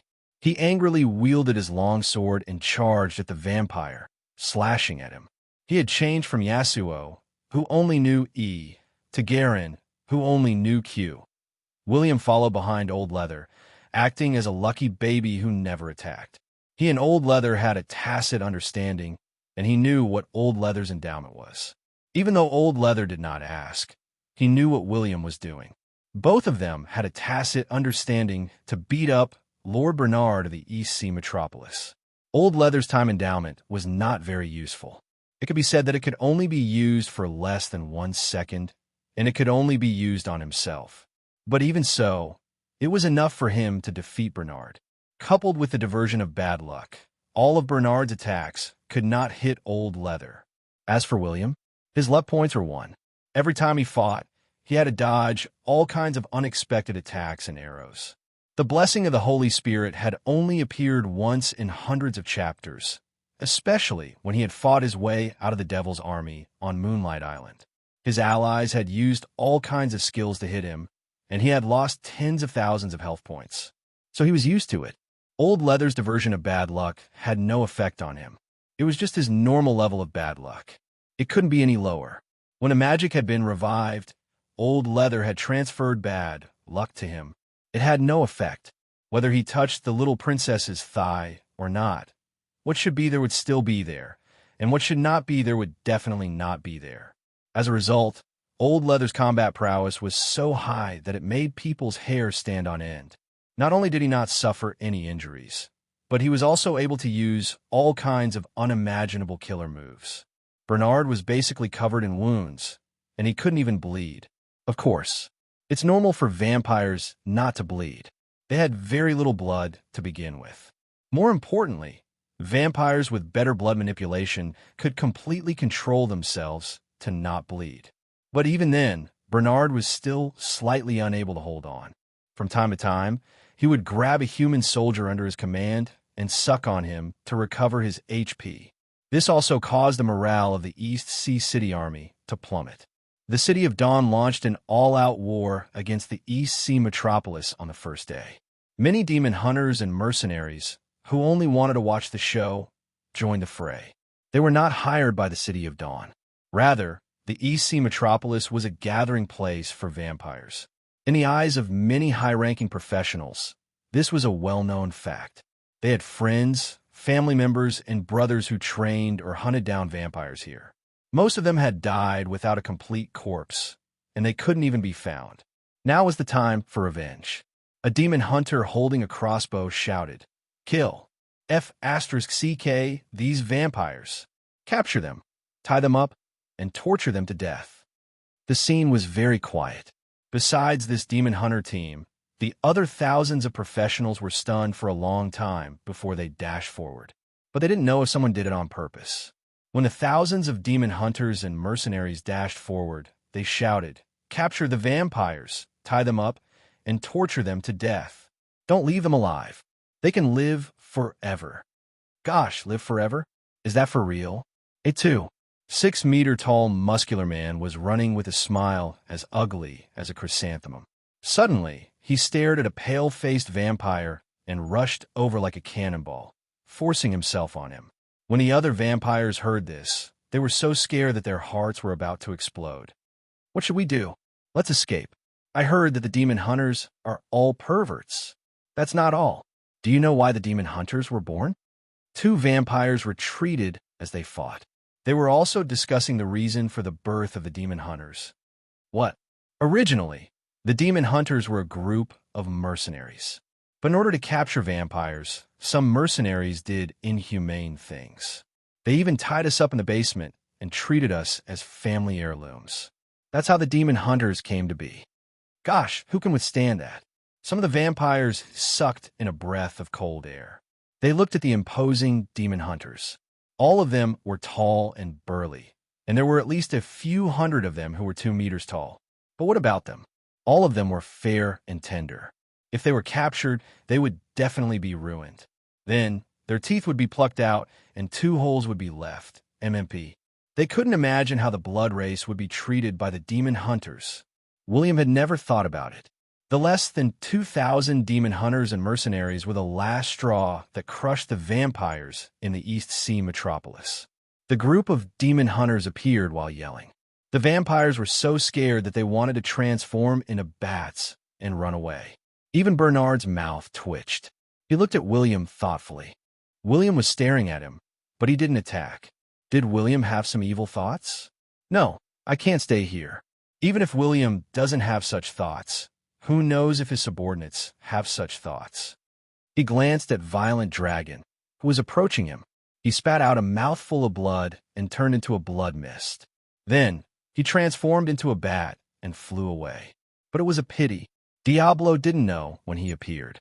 He snapped his fingers. Countless metal fragments instantly formed a huge metal ball, wrapping around him. Bernard was a grandmaster. Even in his bat form, he could easily break the metal ball. But just as he was about to fly out, a voice suddenly rang out. His vision turned black. Bang! A mace that was several meters long appeared in front of him. It smashed him into the ground. Sarimas, who had transformed into a silver-backed ape, grinned and laughed as he stepped on Bernard, who had transformed into a human. Then, he reached out and slowly grabbed Bernard in his hand. It was like King Kong grabbing a heroine, as if he was playing with her. Bernard looked at the huge creature. No matter how hard he struggled, it was useless. He could only watch helplessly as William and his companions did not come to kill him or capture him. They just let the silver-backed ape hold him in its hand and didn't care at this moment. Bernard's heart was completely cold. He couldn't imagine the life he would face in the future. He couldn't help but glance at the area between the ape's legs. Hiss! Bernard couldn't catch his breath and fainted. Chapter 285. Did vampires have human rights? It was obvious. They didn't. The Seraphian and elves were backed by powerful forces that could wipe out cities and countries. People didn't dare to act recklessly, but vampires didn't. As a result, many vampires were treated as family heirlooms after they were caught. This was not fake. William had seen it with his own eyes in his previous life. He used to be a demon hunter and had a good relationship with some demon hunters. But when he entered the demon hunter's house, the demon hunter said that he wanted to introduce him to his big treasure. William was very cautious. He was afraid that the demon hunter would do something obscene. After all, the NPCs in the god's world were very coquettish. He had to be careful. They could even give out fake missions, let alone this kind of harassment. Fortunately, the demon hunter didn't have it. So William thought that it was a tool used by demon hunters. He was delighted and wanted to use his looks and money to exchange for some. But when he opened the door, William couldn't believe what he was seeing. There were more than 10 tied-up vampires in the basement. There were males and females in all kinds of positions and props. Gosh, the scene scared William so much that he ran away. He didn't dare to stay a second longer. Then, he quit the demon hunter profession. There were many perverted demon hunters. They didn't just play with vampires. They also played with demons, it had to be said. The depth of this profession was definitely much deeper than the Mariana Trench. It was impossible to see the bottom. In his previous life, there was a demon hunter player who said the 24 incantations. William felt that it was correct. What was that saying again? Once you entered the depths of the demon hunter profession, you would be a mere passerby. The heirlooms of vampires and succubi would be passed down forever.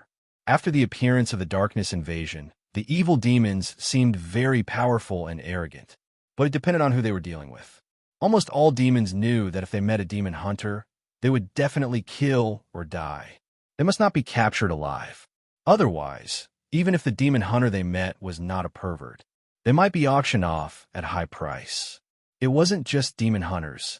There were also some human nobles. Human nobles were not afraid of cold or raw. They could try all kinds of flavors. Why did the demon hunters do this? One of the reasons was to vent their anger. They were born professionals to fight against the dark creatures. Demon hunters were mostly passed down from generation to generation. He was naturally filled with disgust towards dark creatures. Their relatives and friends were also demon hunters, and some of them had died in the hands of the demons. Naturally, they had to think of a way to instill fear in the dark creatures and even make them fear themselves. Hence, this kind of fearful method gradually made the demon hunters go crazy. After the city lord, Bernard, was captured by the silver-backed ape, the human army of EC City laid down their weapons and surrendered, shouting that they were innocent. We didn't know they were vampires. We are all good people who have been deceived. Unfortunately, William's heart was like a mirror. He knew what they were thinking. Now that the vampires had either died or escaped, they didn't want to put up any more useless resistance. But even if this group of people chose to surrender, and some even chose to rely on the City of Dawn, William still said in a deep voice, "Take off all their equipment and lock them up. Burn cinder, bring a few legions to those castles, and plunder them." Understood. Wait, don't kill the captured vampires. They're useful. Burn cinder, and the other subordinates were dumbfounded. They looked at William as if they had not expected him to be such a person. William's mouth twitched. "I have something to ask. Actually, it's enough for Bernard to stay. As for the other vampires, we can sell them to the demon hunters." "That's right. Sell them to us. You won't suffer a loss, nor will you be deceived." A few demon hunters came over with an inexplicable smile. Many vampires tensed up when they saw this. "Ahem, we'll trade according to the market price. Fairer skin, smaller stature, and double the price for female vampires. The demon hunter holding the magic crossbow, who shouted the slogan, looked at William in disbelief. TSK, TSK. I didn't expect the city lord to know the market price of vampires. Don't worry, we demon hunters aren't swindlers. But when the time comes, please let us have the first pick. Of course, but let's wait until we've dealt with the East Sea metropolis. Is that all right? Of course. We're here to hunt vampires. How would we dare to compete with the Dawn Army for treasures? That person laughed. William looked at him and smiled. He didn't mind building a good relationship with these demon hunters. After all, the demon hunter organization wasn't small. It wasn't as powerful as the Temple of Light or the Magic Sanctuary. But the Demon Hunter Union was considered inferior in the legendary continent. As the darkness invasion intensified, the number of demon hunters kept increasing. Besides the top combat power of the Demon Hunter Union, the other aspects were very powerful. There would be opportunities to interact with them in the future. He could even establish a Demon Hunter Union in the City of Dawn. There were many professionals in the City of Dawn, and there weren't many devils or dark creatures to kill. But players could also become demon hunters. They could become demon hunters and experience the thrill of a new identity. But they wouldn't have to leave their identity as mercenaries of the City of Dawn. Why not? The East Sea metropolis was defeated. It was defeated so easily. It couldn't withstand the fierce attacks of the City of Dawn. To many people, it was unbelievable. Because the East Sea metropolis was a veteran force, it had 3 Grandmaster professionals. The City of Dawn was a new force. But the combat power displayed by the Dawn Army was terrifying. There were as many as 50,000 elven professionals. This was one of the key factors. This constantly changed people's understanding of the elves' combat power. More importantly, the average quality of the equipment of the Dawn Army wasn't inferior to that of any Grand Dukedom. In fact, it was much better. So much information appeared in the eyes of the various forces. Once again, they reevaluated the strength of the City of Dawn. They had to think about how to cooperate with the City of Dawn in the future. But they didn't expect that William had already made all kinds of preparations half a year ago. In addition, he was a reincarnator and had many advantages. It wouldn't be a problem for him to defeat the East Sea metropolis. If it wasn't for the fact that he didn't want to come into contact with the human empires and become their vassal, he would have already started.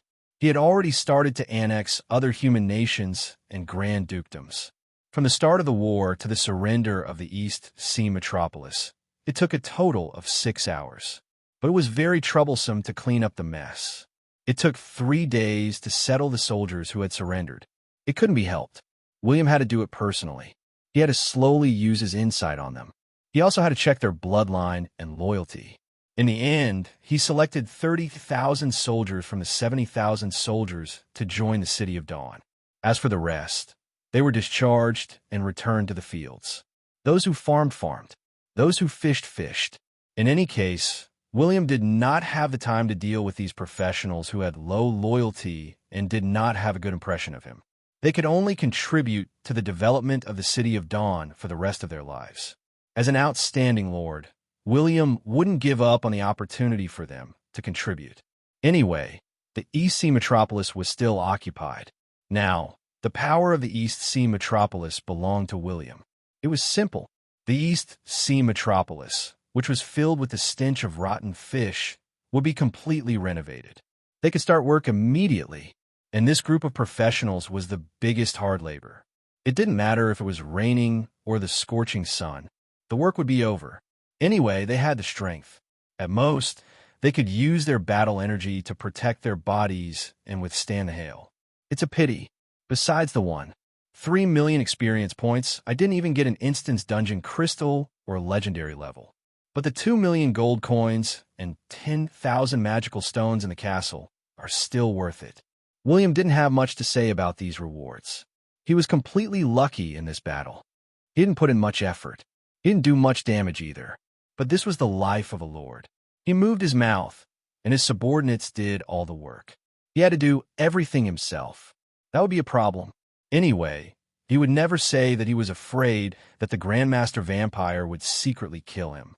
This was the key reason why he didn't do anything. With the 1.3 million experience points and the experience I've collected from the players, I have enough experience points to level up to level 90. William stroked his chin. He didn't stand on ceremony and leveled up 10 times. Every level gave him 8 free attribute points. William, who had 80 free attribute points, hesitated for a while. Then, he added 40 points to his strength and agility. The 4 attributes were as follows: frowny face power, 671 plus 45 plus 30 plus 135. Physical strength, 266 plus 45 plus 30 plus 50. Agility, 705 plus 45 plus 30 plus 112. Intelligence, 257 plus 28 plus 64 plus 10. And this isn't even taking into account my Bloodlines bonus. Right now, my Bloodlines bonus has already reached 99%. Once I reach level 100, it'll increase to 110%. I really want to reach level 100 and become a Grandmaster as soon as possible. That's when the world will change. Don't think that agility is useless. With my luck, it doesn't increase my evasion, but it can increase my attack speed, movement speed, and even flying speed. Especially when I'm running. Most people can't catch up with me. It's very important when I'm down. William vaguely remembered that his hand speed was fast, and he could dig quickly. That was the reason for his high agility. But how did he kill Burn Cinder, who was also a legendary? Wasn't it because his agility was high enough to catch up with Burn Cinder and kill him? At this thought, Burn Cinder glanced at William, and William returned a look that said, "You know what I mean." Both of them looked at each other and smiled. Their eyes were filled with friendliness. Ahem. But William decided that after reaching level 100, he would slightly increase his physical strength, because the skill damage of the top Grandmaster professionals was not low. When that time came, he would have to face many geniuses. He would not be a trashy Grandmaster like he was now. In particular, he had the Defense Endowment Body of Steel. He could not let it go to waste. When he increased his physical strength by 100 points, even the most powerful Grandmaster professional would not be able to hurt him. The battle at the East Sea Metropolis had come to an end. The battle at the City of Dawn had unveiled the veil of vampires, but it also touched the nerves of the Emerald Grand Duchy and Lanyu Grand Duchy. For a period of time, they reduced their cooperation with the City of Dawn. William did not care. He did not care about the main plot mission of Crimson Blood. He had already obtained the map from Bernard. Even though it was a replica, he still had the last copy of the map. Even if the others gathered enough maps, they would still have to look for him. When the time came, he would have to look for William.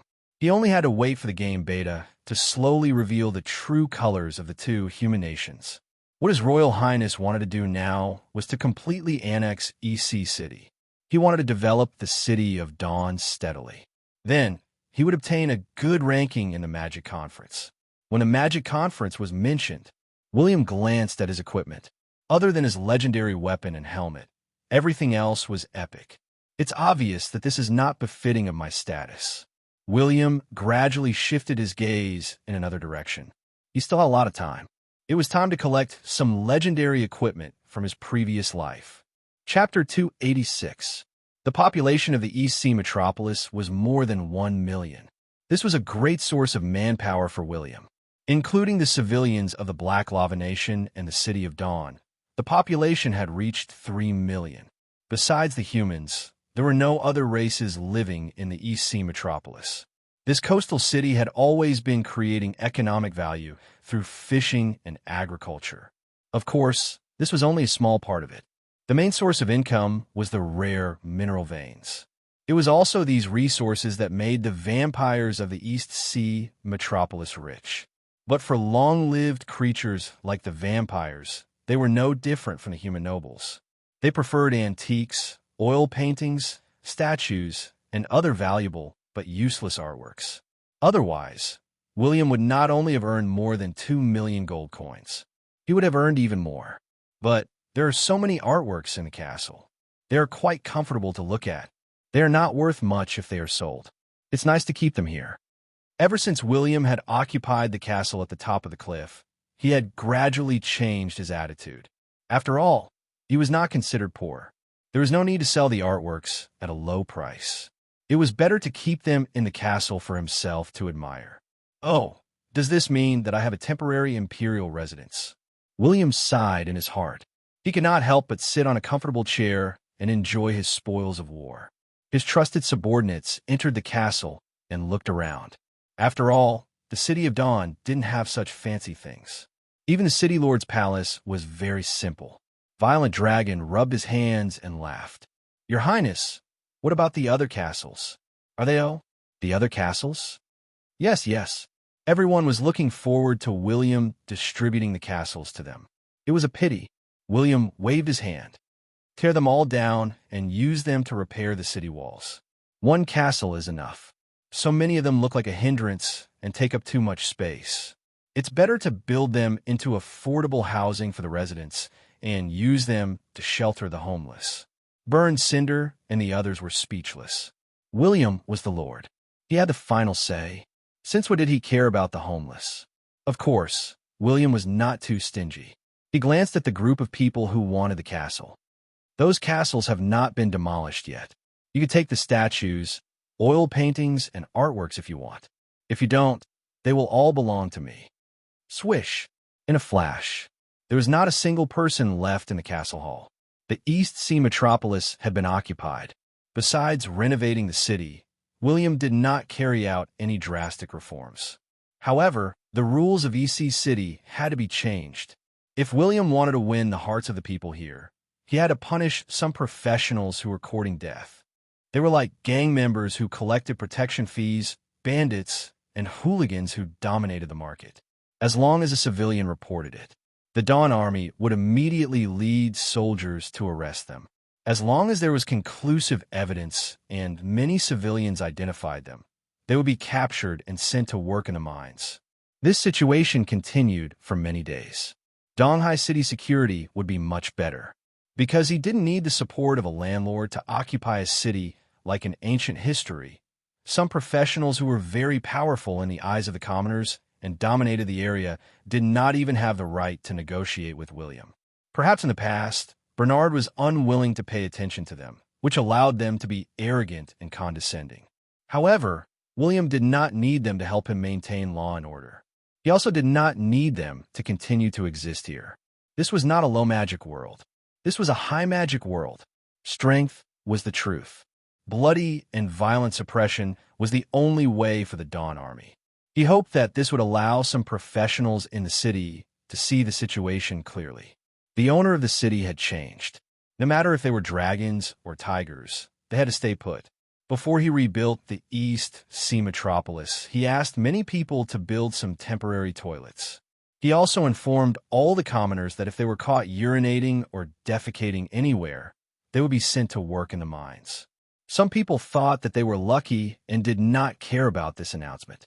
In the end, thousands of people disappeared from the city the next day, and the system of the Lord was awesome. William took only 7 days to complete the task. With tens of thousands of legions maintaining law and order, he completely controlled the city with millions of people. It cannot be helped. In this world where strength was paramount, the commoners who did not know battle energy and magic were at the bottom of the pyramid. Even if thousands of commoners carried knives, they would not be a match for a soldier of the City of Dawn, because they could not even cut through the battle energy shield. They could not resist the power of the Dawn Army. If there were not a large number of professionals leading the rebellion, the commoners would have no choice but to surrender.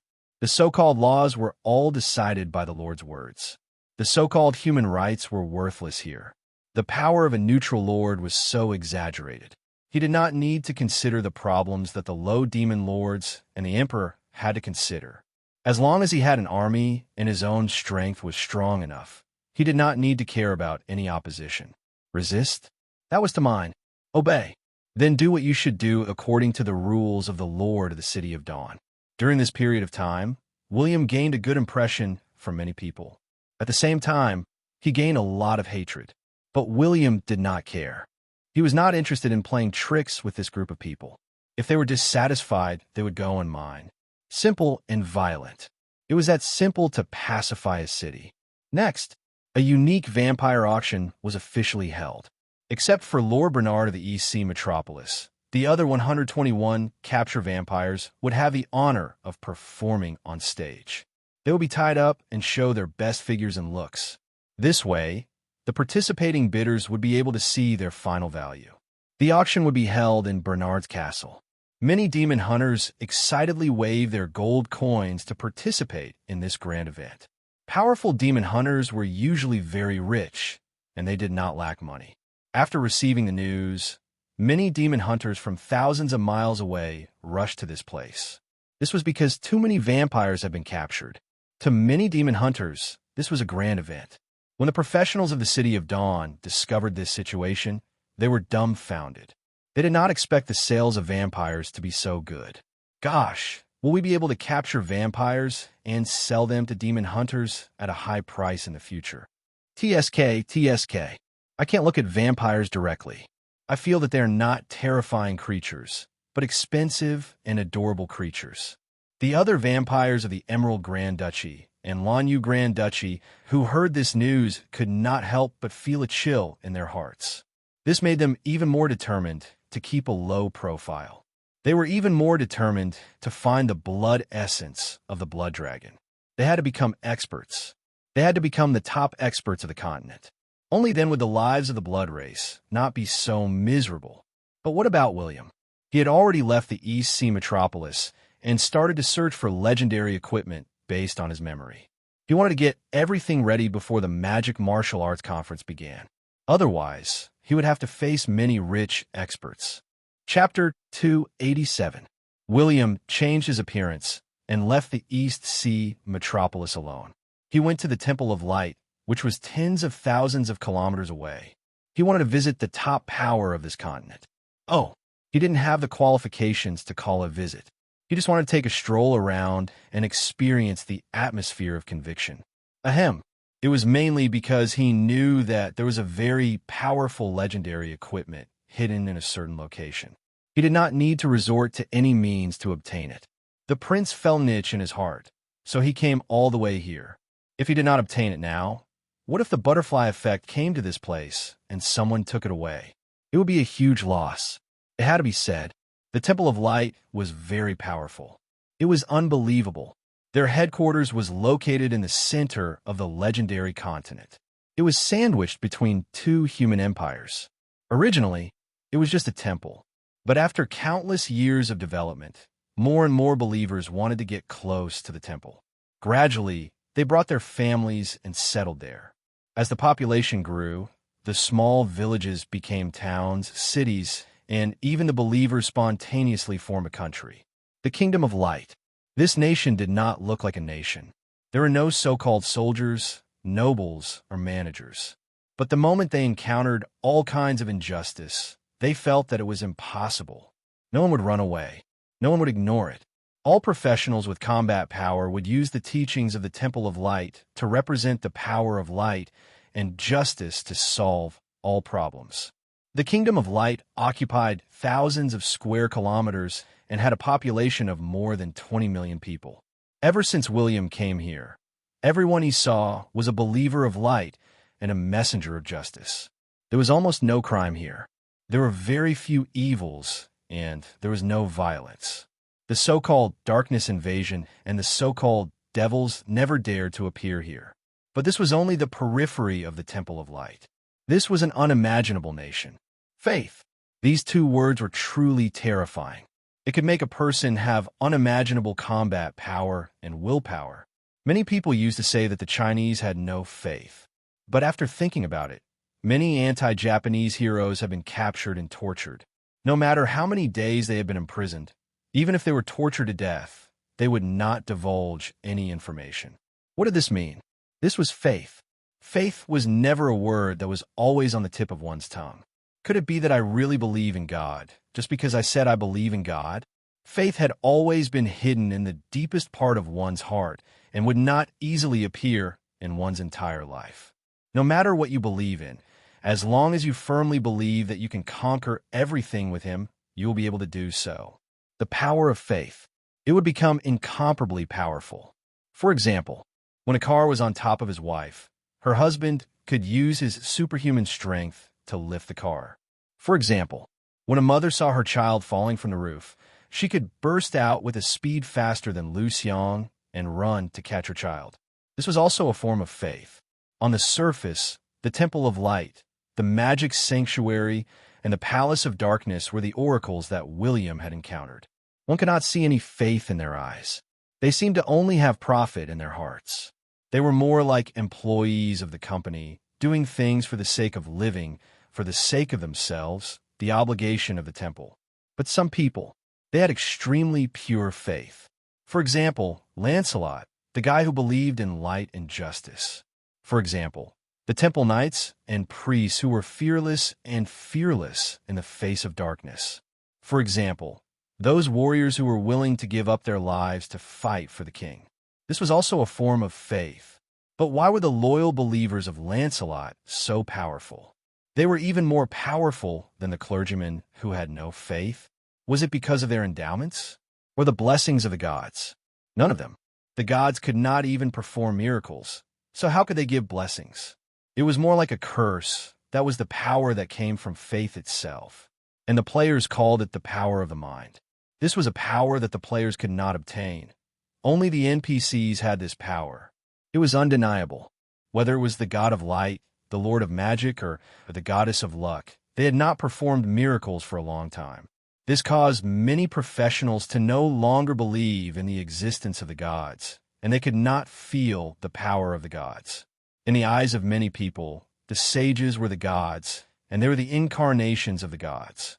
And the Temple of Light was gradually changing, or rather, they were gradually breaking away from the track of believing in the God of Light.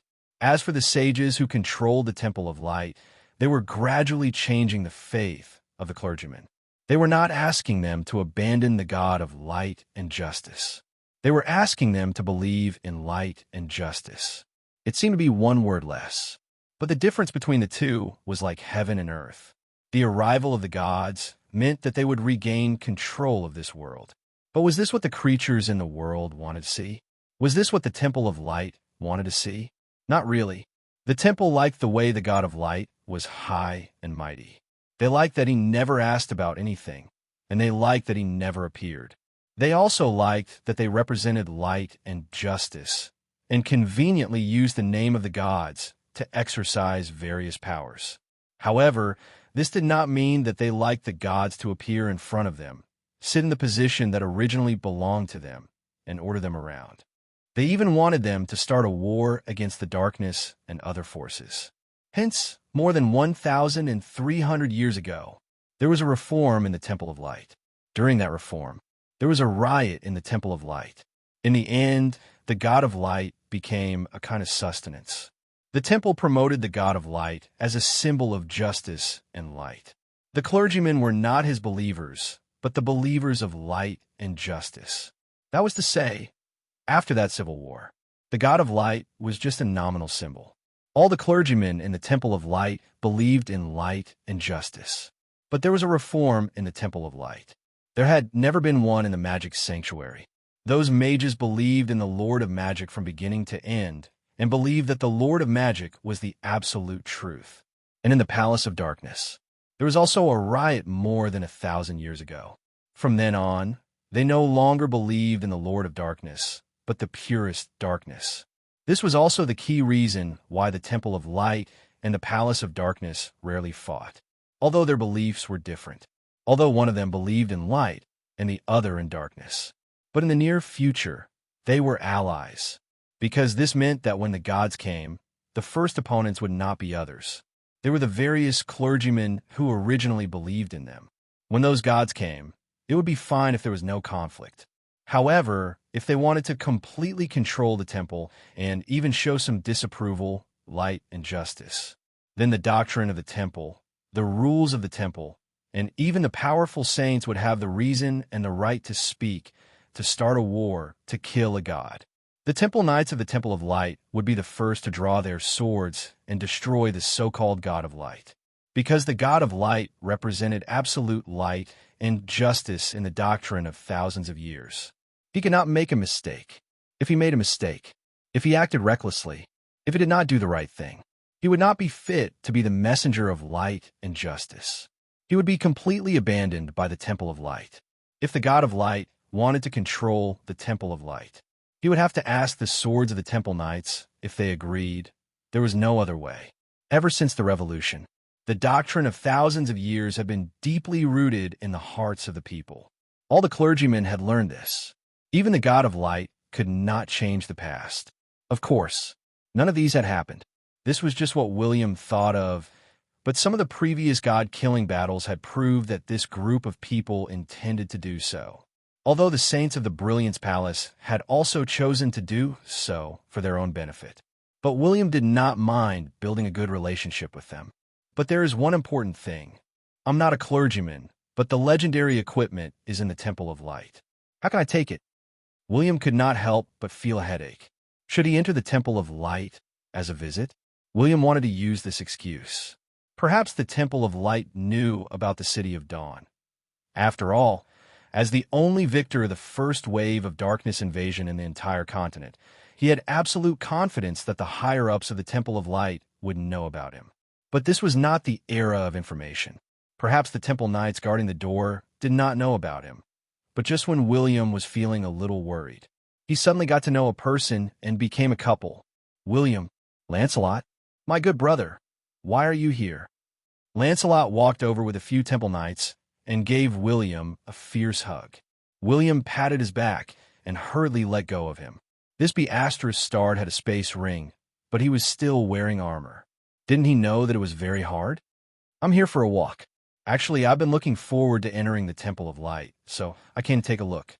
William replied with a smile. He was feeling very good. With Lancelot leading the way, it was very easy for him to enter the Temple of Light. Previously, he had looked for Lancelot and wanted to come with him, but he had received news of William's mission. Now, it was effortless for him to do so. He could even save some extra money for travel expenses. Really? Are you interested in joining the Temple of Light? Lancelot sized up William. Although William was not a good person, he had displayed courage in the face of the darkness. It was not impossible for him to join the Temple Knights. The corners of William's mouth twitched. Forget it. I prefer freedom, especially since I'm a lord.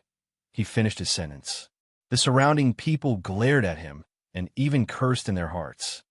We want to join the Temple Knights, but there's no way out. But now you're looking down on us.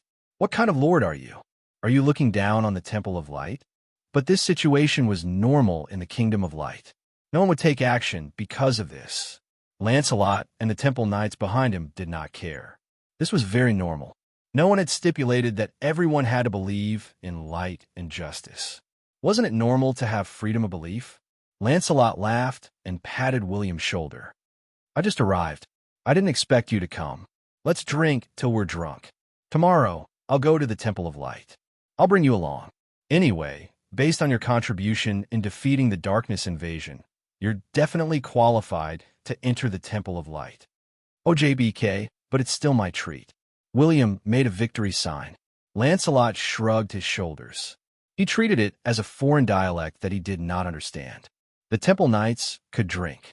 As long as they were not on a combat mission, they could not drink till they were drunk. When the other Temple Knights heard that William was going to treat them, their eyes immediately lit up. They also came from the southeastern region. They knew that the Lord of the City of Dawn was a tycoon. If they did not make a killing today, they would definitely suffer a huge loss. Chapter 288. There were taverns in the Kingdom of Light, but they were not as noisy as the taverns in other places. In terms of status, there was almost no difference in status among the people here. William treated Lancelot and his companions to a feast. The Temple Knights did not stand on ceremony. They ordered the most expensive wine. The meal cost the city lord hundreds of gold coins. But when they were full and were about to leave, then a piercing scream filled with fear was heard. The entire tavern quietened down. Meanwhile, blood gushed down the stairs of the second floor like a waterfall. Soon, it flowed to the feet of the crowd. The commoners who were drinking were stunned. There was so much blood. What was going on? Many professionals were scared out of their wits. But no one retreated. They wanted to investigate. This was the Kingdom of Light. How could someone commit murder here? No one believed it. Lancelot frowned. He and William looked at each other. They had been drinking downstairs, but they had not sensed the commotion upstairs. Especially with such a thick stench of blood, it was not something that could be easily covered by wine. Let those people leave. I'll take care of them. Lancelot did not let those commoners die. He unsheathed his long sword and was the first to go upstairs. William raised his eyebrows and followed closely behind. He was curious. Who dared to court death in the Kingdom of Light? The Temple of Light was not far away. Wasn't this be starred too daring? But when the two of them stepped on the fresh blood and arrived at the second floor, they looked at the place. All the guests on the first floor were dead. Everyone's head was on the stairs. Their eyes were wide open. They seemed to be waiting for William and Lancelot's arrival. All of their throats had been slit. The blood in their bodies seemed to be endless, and it kept flowing out. Gradually, the people became dried corpses. They became bloody puddles, but the most important thing was the murderer had not left. It was a man in a slender black robe. He was squatting behind the corpses, and his face was covered in strange runes. When he saw Lancelot walking over, he finally grinned and laughed wildly with a solemn voice. Ha ha, Viscount of Light. Wow, I like your appearance. But how do you feel when you see these people die? A black aura appeared on the man's body. His body kept twisting like an ADHD patient. He kept changing himself into strange positions. Lancelot narrowed his eyes. He didn't answer. He just drew his sword and approached that guy. William swallowed a mouthful of saliva. He kept cursing in his heart. Oh my God, curiosity kills the cat. What have I done to deserve to encounter something like this? Don't tell me they're looking at me. The prince was in the mood to go home. Who was this guy in front of him? He was the super powerful person who had killed Lancelot and trapped his soul in the Netherworld River. And Lancelot had a nickname, the Child of Light. As for the fellow in front of him, he recognized him at a glance. The Son of Darkness. Needless to say, the two of them were natural enemies from head to toe. There were simply too many players who had died at his hands. There were even many players who had provoked him and were trapped in the Dark World. If he died, he would be resurrected in the Dark World. As a result, he deleted his account and started over.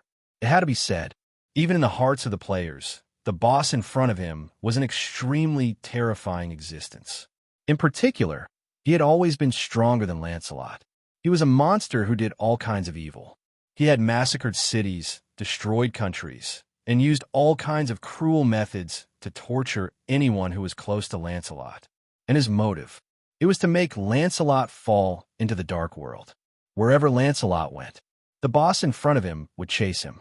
She used all the most despairing and painful methods to torment Lancelot's soul. Lancelot was like a piece of white paper that would never be stained. The boss in front of him was like a bottle of ink that had always wanted to taint Lancelot's soul. Who are you? Lancelot still didn't know who the boss was. He had never seen him before. The boss in front of him was so pure that it was suffocating. Lancelot couldn't help but inhale a mouthful of cold air. Won't you know who I am in the future? The Viscount of Darkness extended his long tongue and licked the blood on his lips. You want to leave? Lancelot suddenly unsheathed his sword and charged forward. But the boss just extended his hand, and a translucent dark barrier blocked in front of them. The Viscount of Darkness used his tongue to lick the transparent barrier. He playfully waved his hand at Lancelot, who was furiously attacking the barrier. Just as he was about to leave, he suddenly glanced at William and said with a strange smile, "Your friend? TSK. How do you want your friend to die?" The Viscount of Darkness looked at Lancelot again. He ignored their gazes and laughed heartily. Then he jumped into a pitch-black magical circular hole at his feet. Meanwhile, the dark barrier was broken by Lancelot, but he seemed to have used too much force. The sword energy split many corpses into two. D***M. Isn't there a barrier in the Kingdom of Light? There's so many temple knights. How'd he enter? Are those experts blind? Lancelot looked at the corpses in front of him. He couldn't believe what he had just seen. In particular, the boss seemed to be very familiar with him. The corners of William's mouth twitched. He had a pained expression as he said, "Brother, he wants to kill me." Lancelot rolled his eyes. You're not any weaker than me. What are you afraid of? Perhaps he was afraid that we would join forces, so he escaped. William silently shook his head. Things were not as simple as they seemed. If he could kill him, he would have used all his trump cards to kill this perverted maniac in seconds. But he couldn't do it. First, you didn't know if he was a clone or a real person. Second, he had a large number of teleportation scrolls. Third, his position in the dark world is even more noble than your position in the divine hall. As long as the guy in front of me gently calls, he will come, no matter where he was. Even if he was in the Temple of Light, the dark door would open for him, and he could leave easily. But William looked at Lancelot, who had stood up again. Lancelot was studying the cause of death and the magic that the boss had used. William didn't know how to explain. Would he say, was the Viscount of Darkness a good friend who loved you the most? He loved and hated you for a lifetime. He had a million chances to kill you, but he allowed you to become a legendary. Although Lancelot was invincible in battles, he was being cursed by the Viscount of Darkness. What the F***CK? I just healed the Kingdom of Light, which was the safest place in the entire continent. Why is he trying to harm me today? Especially when I saw him meeting Lancelot for the first time. This is unfair. William grumbled in his heart. He just wanted to go to the Temple of Light and retrieve the legendary equipment. Then, he would return to the City of Dawn and stay in Moses' fortune-telling shop for half a year. Moreover, I'm being targeted. No, I have to explain to him the next time I meet him. Lancelot and I are just brothers on the surface. He had no choice. Brothers were meant to be betrayed. Only William knew how terrifying the Viscount of Darkness was in his previous life. Think about it. Even the players didn't want to participate in missions related to him. As an NPC with only one life, was he interested? Yes, but not now. Did William understand the Viscount of Darkness? Was he rich? What was he talking about? Would a normal person understand the thinking of a lunatic? Divination was useless against the Viscount of Darkness. He couldn't predict what the Viscount would do next. Otherwise, the Temple of Light would have killed him long ago. That's not right. I'm very familiar with the Viscount of Darkness. The Viscount of Darkness wants to kill me. Can I create some traps to kill him in advance? William raised his eyebrows. He did not know if this would work. But if he made a mistake and provoked the Viscount of Darkness in the future, he would have a super enemy that he couldn't kill no matter what. It was a hellish difficulty. Chapter 289. News of the situation in the tavern spread. Those terrifying scenes were also witnessed by a few professionists who were observant. The local temple knights and pastors rushed over to deal with it. William and Lancelot had no choice but to leave. Lancelot understood in his heart that the fellow seemed to be coming for him, but he did not know how he had provoked the fellow. His mind was full of questions. He could not figure out the relationship between the two. Although he was righteous and righteous, they did not have to go through the process of judging the dark creatures. If they could kill, they would not say anything. But he was the messenger of the temple of the southeastern region, and he did not have much power here. In particular, he himself did not know that he was the son of the light. Just like his current mission, he was a little confused. Lancelot walked out of the tavern and let out a long sigh. He was worried and said to William helplessly, "Ever since the magic awakened, I feel that the world has changed. The magic in the world has become extremely dense. Many dark creatures don't need to appear in the devil's den anymore. Not to mention mages. Even some ordinary people who did not have magic power could just carve curses on the walls and sacrifice living beings to summon demons. This has led to many terrifying incidents in many cities and towns. The terror is spreading like a plague. Humans who are afraid of dark creatures have no choice but to believe in them so that they will not cause trouble for them. But some cults have appeared. I feel that the human world is on the brink of chaos. It's not the time to think about this." William patted Lancelot's shoulder to comfort him, but he did not tell the truth. Even after 9 years of compulsory education, there were still many criminals. Moreover, in this magic continent, the situation would only get worse. It was definitely more complicated and difficult to deal with than Lancelot had imagined. Lancelot was about to say something when he saw his subordinates walking over. He immediately raised his confident face and said in a deep voice, "Evil can only hide in the darkness. They're a group of sneaky trash. As long as we have righteousness and righteousness in our hearts, we can destroy any devil. Have a good rest today. Tomorrow, we will head to the Temple of Light." "Yes, my lord." The other temple knights bowed respectfully, and when they saw Lancelot's ever-confident face, which seemed to be filled with energy and courage, they turned around and entered the hotel next door to rest, no longer worrying about the scene that was happening in the tube. Lancelot watched them leave. He knew his own characteristics. He also knew many of the temple knights' weaknesses and strengths. Not everyone was unafraid of death. Not everyone is immune to fear. But they had faith in their hearts. Have faith. He knew what he was fighting for. But most of the time, many people would still feel lost, so they still needed a flag to hold high. And that flag was him. The flag that will never show weakness. He wanted to give his knights a confident look so that they could be truly invincible. This was something he had learned when he was the leader of the Temple Knights. But recently, after the magic power was restored, Lancelot was getting more and more tired. He led the Temple Knights to almost all the cities and towns in the southeast region. They were attacking the dark creatures everywhere. But every time they went to a place, their comrades would die there forever. He was in pain, puzzled, and could not understand. Why did the dark world start wars again and again? The gods' world was very big, but he had heard from others that the dark world was much bigger than the gods' world. Then why did they start wars? Wasn't it better for everyone to live in peace? There were no more deaths on both sides. Both sides were no longer grieving. William seemed to sense that Lancelot had something on his mind through his eyes.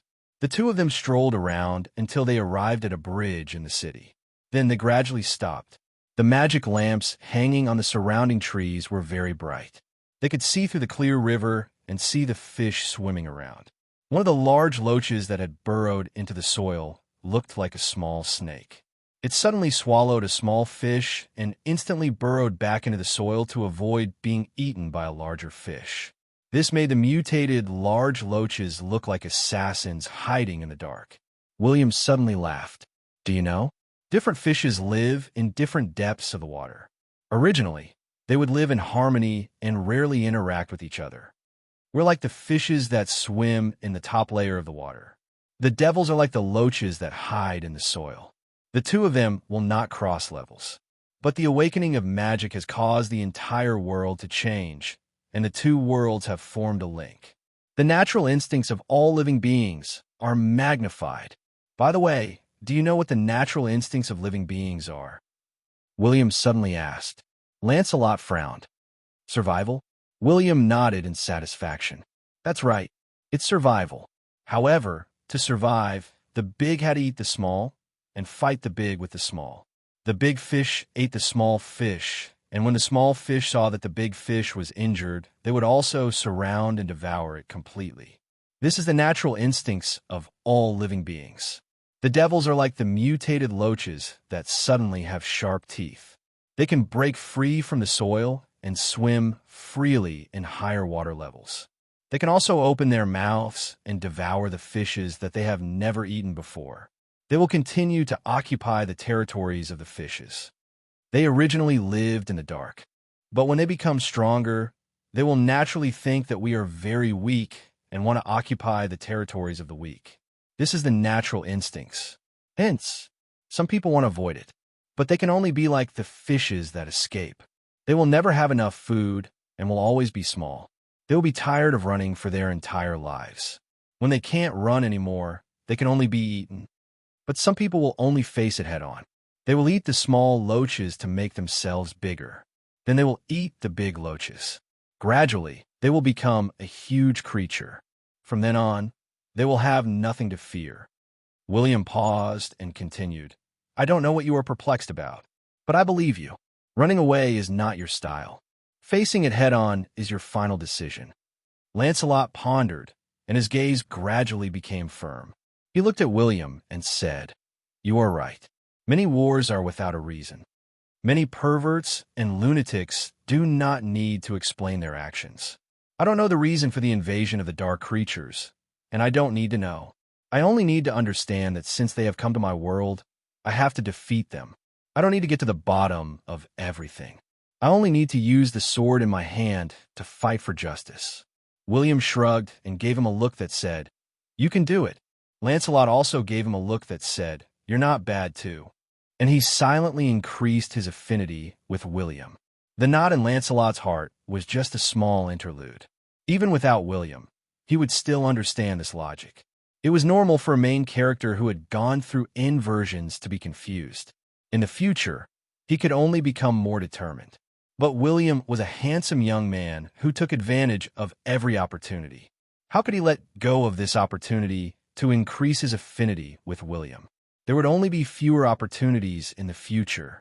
The next day, Lancelot brought William to the headquarters of the Temple of Light. During this period of time, both of them did not notice that the fellow had appeared again. After all, this was the headquarters of the Temple of Light. Even if the Viscount of Darkness could summon the Dark Portal, would he have a chance to escape? This was not the arrogant days after he became a legendary. He was only a Grandmaster Viscount of Darkness. He was not as difficult to deal with as he was in his previous life. Hence, this time, William saw the Temple of Light. When he looked at it from afar, his heart was filled with emotions. Majestic, vast, boundless, tens of thousands of palaces were gathered together. It was like an endless mountain range that separated heaven and earth. The light and sense of security emitted by the palaces made people relax involuntarily. This Temple of Light had existed for many years. It occupied an increasingly large area, and there were more and more buildings. All the palaces were built with a kind of white magic stone, but there were no city walls around the temple. Oh, or it could be said that if one could fight their way here, the city walls would be useless. If one could not fight their way here, he would not be able to enter a single palace. The palace in front of William and his companions was the largest among all the palaces. It was the Temple of Light. It was 1,000 meters high. It was 1,000 meters long. It was 1,000 meters wide. The entrance of the Temple of Light was emitting dazzling white light. It was like the entrance to the divine nation. Outsiders could not see the situation inside. William and his companions walked step by step. It was like ants walking towards a god. When they approached the entrance of the temple, they saw the steps that were as white as jade. There were no more and no less. There were exactly 1,000 steps. On both sides of the steps, there were 2 rows of well-equipped Grandmaster Temple Knights. They stood neatly on both sides. There were exactly 2,000 of them. What kind of foundation was this? This was Lancelot seemed to have been here more than once. Before he stepped on the steps, he said something to one of the Temple Knights. The Temple Knight glanced at William and signaled for him to enter. They walked up the 1,000 steps. The moment they entered the temple, the dazzling white light had disappeared. A 1,000-meter-tall temple stood in front of everyone. Lancelot and his companions immediately lowered their heads to show their respect. William also used the elven etiquette. Regardless of whether the gods were good or bad, they had to show respect to the strong. After bowing to the god of light, Lancelot said to William, "Every time a clergyman returns from a foreign land, he has to pay his respects to the god of light. I'll be busy with my work. You can look around. Oh, you can go anywhere you want. If you're not allowed to enter, you won't be able to do so with your strength. So, I'll contact you later. Oj Beeket." William smiled like an infatuated fool. "Do you need someone to bring you around?" William raised his head to look at the statue of the god of light. He shook his head and said, "No, it's not necessary. It's more interesting to walk around on my own." "All right, don't cause trouble." Lancelot was a little worried about William, but he still led the others to hand over the mission. When William saw Lancelot leave, he glanced at the other clergymen with different auras. He could not help but lick his lips. He had to say, they were at the headquarters of the Temple of Light, collecting items. It was too exciting. Chapter 290. There were many people in the temple. Besides some clergymen, there were also some loyal believers who were not clergymen and diplomats from other factions. They were either looking up at the god statue or chatting softly. William did not attract any attention. Like everyone else, he was looking up at the huge statue of the god of light. He held a sword in his right hand. His left hand pressed the shield in front of him. The shield and sword emitted white light at the same time. His eyes were filled with endless majesty. The god of light did not look down. Instead, he looked up at the sky. Oh, the top of the temple was not open. There was a mural of a blue sky and white clouds. William carefully examined the mural. He did not find anything that he wanted to see. He leisurely walked in the temple. He resolutely ignored some of the offerings and some of the storage rooms. Although those places were for people to admire, he didn't even have the interest to look at them, because he could not help but want to take them. Ever since some of the temples from the mythological era had been excavated, the structures of the temples in the 9 continents were basically the same. William did not want to see those mountains of treasures returning empty-handed. I can't use the left hand of God here. Otherwise, I'll be dead. William did not dare to be careless. He rubbed his gloves and walked around the huge statue to the back door of the temple. He took a look. A back garden came into view. There was a small bridge, flowing water, and some tree of light that was emitting light. People gathered in groups of 3 to 5. They were admiring the blooming tree of light. At the same time, they were discussing national affairs. Or rather, perhaps one of their words could change the fate of a nation. Without a doubt, this group of people were the most powerful figures in the entire continent. Besides the extremely loyal believers, only the high-ranking officials and experts of the various factions could come here. William pretended to be passing by and walked among the crowd.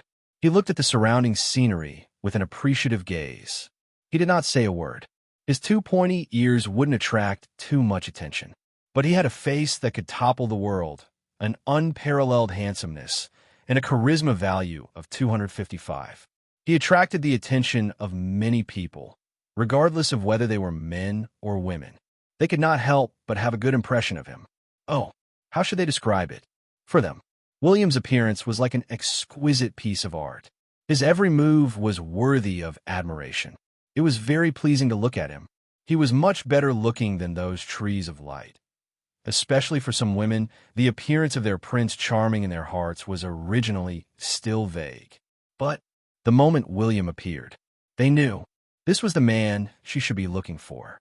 At this moment, the so-called racial restrictions, they did not know each other.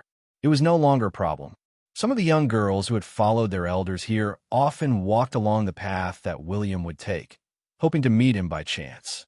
It was a pity His Royal Highness had always smiled faintly and avoided those girls who wanted to seduce him, continuing to appreciate the flowers and plants, and they would never have guessed.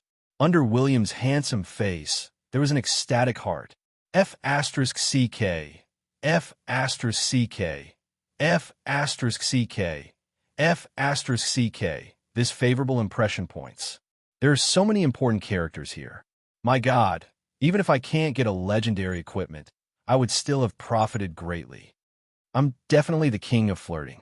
William sighed in his heart. His endowment was too awesome. Today's harvest was a huge profit for his future development. The others were very curious about this young fellow that they had never seen before. They were all very strong, and almost all of them were advanced professionals. They could tell at a glance that William was a young elf. Many of them were puzzled and asked, "Does anyone know him? He seems to be a Blackleaf elf."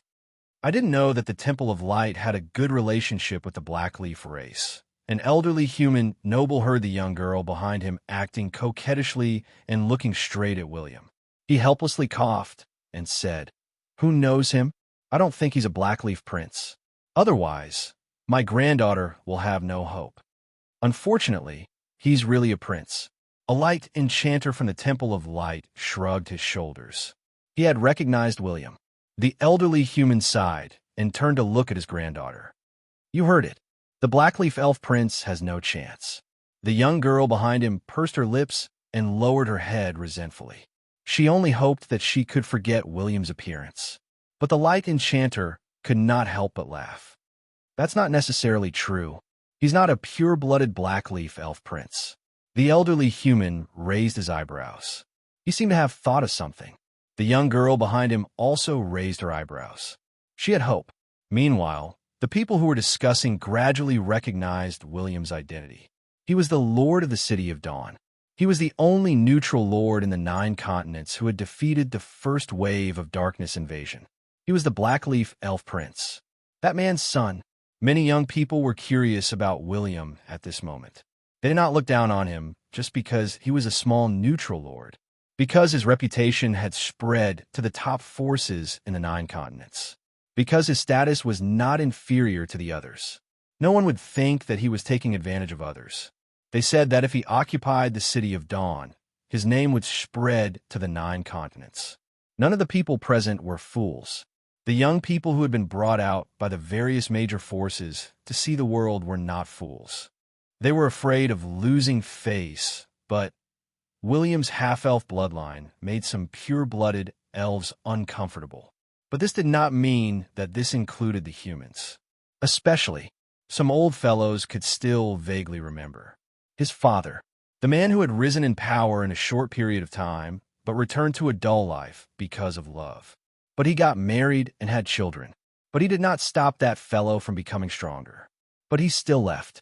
He went to that hopeless place. He went to the place that belonged to old farts and legendary professionals who could never see the way forward. But there had been no news from that place for a long time. Sages could not enter. Legendary professionals could not come out. Only when one became a true sage could he leave and return to this continent. He left for many years. Many people suspected that the guy was already dead, but they did not expect that. His son didn't seem to be too bad. After taking over his lousy territory, he developed it step by step with the help of 500 elves. He had even become the sole victor in the small-scale darkness invasion. TSK. His growth is very similar to his father's. I feel that not only will he amaze the world, but we will also hear of his name in the future. But he won't be like his father, causing trouble all the time, right? Many people's mouths twitched. His father was a troublemaker. But William's cultured and elegant demeanor should have been inherited from the elven princess. Many people knew about William's information, but they had no intention of interacting with him, because he was not qualified to integrate into their circle. Unless his father came back, but after his father came back, they would not be able to integrate into his father's circle. Hence, many influential figures sent their descendants to invite William to integrate into their small circle. But regardless of whether his father could come back alive, this young fellow was very good. It was worth it for his children to interact with him. Chapter 291. It was a joyous day. William had successfully exchanged transmission scrolls with many famous forces, and he had a good start in networking. One of them was the Rovers' Chamber of Commerce in the southern region. The West Sea Alliance occupied dozens of resource islands. The Beast Citadel reared hundreds of types of magical beasts. Of course, besides the transmission scrolls from certain forces, he had also exchanged transmission scrolls with many ladies. He predicted that he would receive a lot of harassing text messages in the future, in this world, besides the national forces. There were also some sects and other forces. But these forces were more like neutral lords like William. They often had many special resources, such as planting potions, rearing magical beasts, or some special resources. For example, the Beast Citadel was located in the eastern region of the legendary continent. The entire city was built in a vast forest. If not for the teleportation portal, it would be difficult to locate the Beast Citadel in the boundless forest. The Beastmaster Citadel had a special method of taming beasts. In other words, this was a hidden profession for the players. Beast tamers. They could tame magical beasts and sell them to other forces. The most powerful point was the Beast Citadel. It also had 3 legendary great dragons.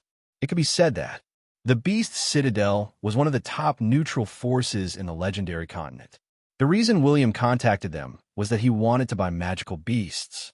The Beast Citadel did not reject anyone. As long as one had the money, they could sell. Even the dragon race, as long as the price was reasonable. They could secretly catch 1 or 2 and sell them to the players. But they had to sign a secret agreement and swear various oaths and curses. Anyway, they could not reveal that the Beast Citadel was the seller. Actually, to the NPCs, after going through so many agreements and oaths, they would not reveal that the Beast Citadel could sell dragons. but until they were cheated by a rich player. One of the legendary great dragons of the Bee Citadel was enraged and destroyed half of the Bee Citadel. That blow did not cause the Bee Citadel to collapse, but it caused the friendly dragon race to lose trust in them. But after that, the Bee Citadel no longer did business with the dragon race, but they hated the players to the extreme. As for the player, TSK, he really was killed until there was no way out. He had to delete his account and start all over again. Even the guild encampment it was in was razed time and time again until it was disbanded. However, there weren't many sects in the legendary continent. The legendary continent was mainly based on the existence of countries. However, almost all the players in Oceania controlled the entire continent in the form of sections. The so-called countries had to rely on them to survive. Furthermore, he only knew how to chat with these people and never had a deep relationship with them. Business is business. If he did not have a good impression of her, William would not say too much. It was nothing more than business flattery. Although these young people looked like they did not understand anything, it was all a facade. Since they could follow their elders to the headquarters of the Light Palace, they were definitely the most outstanding successors of the major forces and families.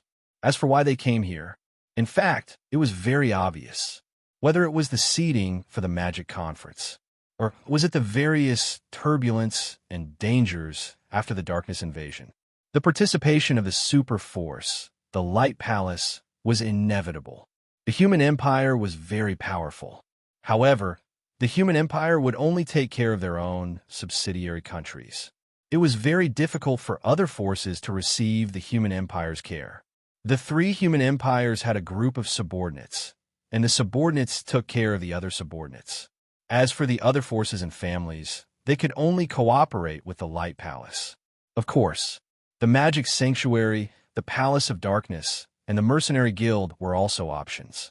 William also discovered that some of them were future legendary professionals. However, he did not discover any future sages. William chatted with them for the entire afternoon. At night, he stayed at a side hall for receiving guests. No one knocked on his door in the middle of the night. William was not disappointed. The next day, he continued to stroll around the headquarters of the Light Palace. He looked at the various sceneries with the attitude of a tourist. William was not in a hurry to look for the legendary equipment. It would make others feel that he was being too deliberate. He asked someone to lead him to the large training plaza of the Temple Knights. Hence, he saw a total of 300,000 Temple Knights divided into 100 legions. They were continuously practicing their combined attack. The scene it created was magnificent and magnificent. Holy swords that were hundreds of meters long descended from the sky and slashed at the ground that was filled with barriers. Shields that were filled with holy light suddenly appeared in front of the legions. It was as if they could block all attacks. Every move of the Temple Knights, every movement was so coordinated that it could be said to be a resonance of the combined attack. This scene was not a secret. William could see it. Others could also see it. The Temple of Light would never hide these useless secrets. They would only let other forces see and acknowledge their power. Because there was no training method, they could not see through the combined attack of the Temple Knights. Very powerful. William could not help but sigh. The Temple of Light had sent 800,000 Temple Knights to help the Grand Duchies fight against the Darkness invasion. Now, those people had not returned. Perhaps they would never return. But there were 300,000 Temple Knights here, and these Temple Knights were stronger and more ferocious because they were all advanced professionals. Where were the other Temple Knights and pastors? No one could say for sure, because the most secret location of the Temple of Light was never the so-called 10,000 palaces. It was the alternate dimension that they controlled. That was the place with the most secrets of the Temple of Light. Everything in front of them was what the Temple of Light wanted others to see at this moment. A tall man slowly walked out. He dismissed the many knights in front of him so that they could go back to training. Hafto, oh, you're here? William glanced at Lancelot and then looked at him. Lancelot shrugged his shoulders. Yes, I heard that you're here, so I came to look for you. He's a very powerful person. He's about to become an epic expert. This gorilla will definitely have no problem beating you up. William complained. He wanted to say that Lancelot was really ferocious. If Lancelot was the Viscount of Light, the Temple of Light also had a shield and a sword. And Hafto was the shield. It was a shield with great offensive power. He did not use any weapons or wear armor. His body was the strongest shield, and his fists were the strongest weapons. If Violent Dragon was said to be a King Kong that could reach Gorith's feet, Hafto's endowment was enough to make him the ancestor of King Kong that could swing Godzilla around. The bald Hafto seemed to have noticed that the two of them were talking about him. He turned his head and glanced at Lancelot before glancing at William. Then he walked over aggressively. Lancelot was bewildered. William widened his eyes. Did he say anything bad about Hafto? It was obvious that Hafto was looking for trouble, but it was too late. The muscular Hafto walked over and used his thick arms to pull Lancelot away. He said to William, "I'm happy that you said that I'm strong, but I'm not happy that you said that I'm a gorilla. Now, I'll fight you with the power of the same level. Do you accept?" William glanced at Lancelot, who symbolized justice and light. Before Lancelot could speak, he was tied up by a group of temple knights. His mouth was gagged, and he could only use his eyes to express that he was helpless. The corners of William's mouth twitched. He glanced at the muscular temple knights surrounding him. Could he not accept? Didn't they say that he was a gorilla? What was so great about that? In William's previous life, hundreds of thousands of players had called him a gorilla, but nothing had happened to him. Come on, gorilla. We can fight, but how do we determine the winner? Even if you stand there and let me slash at you, can I even hurt you? It's boring to fight one-on-one. Shall we make a bet? William raised his eyebrows. It was not easy to spar with such an expert. Perhaps he could trigger a mission. In particular, he had not fought with Hafto in his previous life. Perhaps he could obtain a lot of information by fighting with him. Bet. Hafto frowned. He was about to shake his head when he said, "We Temple Knights don't gamble. If you lose, you have to apologize to me. If you win, that's impossible. Forget it. If you win, I'll give you this ring." While speaking, Hafto stretched out his large hand and pinched the small ring. There was a shining shield engraved on the ring. At this moment, many temple knights inhaled a breath of cold air. Their eyes lit up, but they could only shrug their shoulders because William would not win. William gulped and said, "All right, how do we determine the winner? You can't defeat me. Even if I use the same level of power, you can't hurt me." But Hafto suddenly laughed. "If you can last for 30 minutes, no. If you can last for 10 minutes without collapsing on the ground, I'll consider you the winner." The surrounding temple knights had evil smiles on their faces. William took a deep breath. He glanced at the mission information. He was going all out. Prompt: "You have received an S-level mission, Hafto's Challenge. Hafto's Challenge. Mission level, S. Mission time limit, 10 minutes. Mission introduction. If you're a man, last for 10 minutes. If your health points are less than 5%, you'll admit defeat. Mission reward: Ring of Sacred Shield of Light.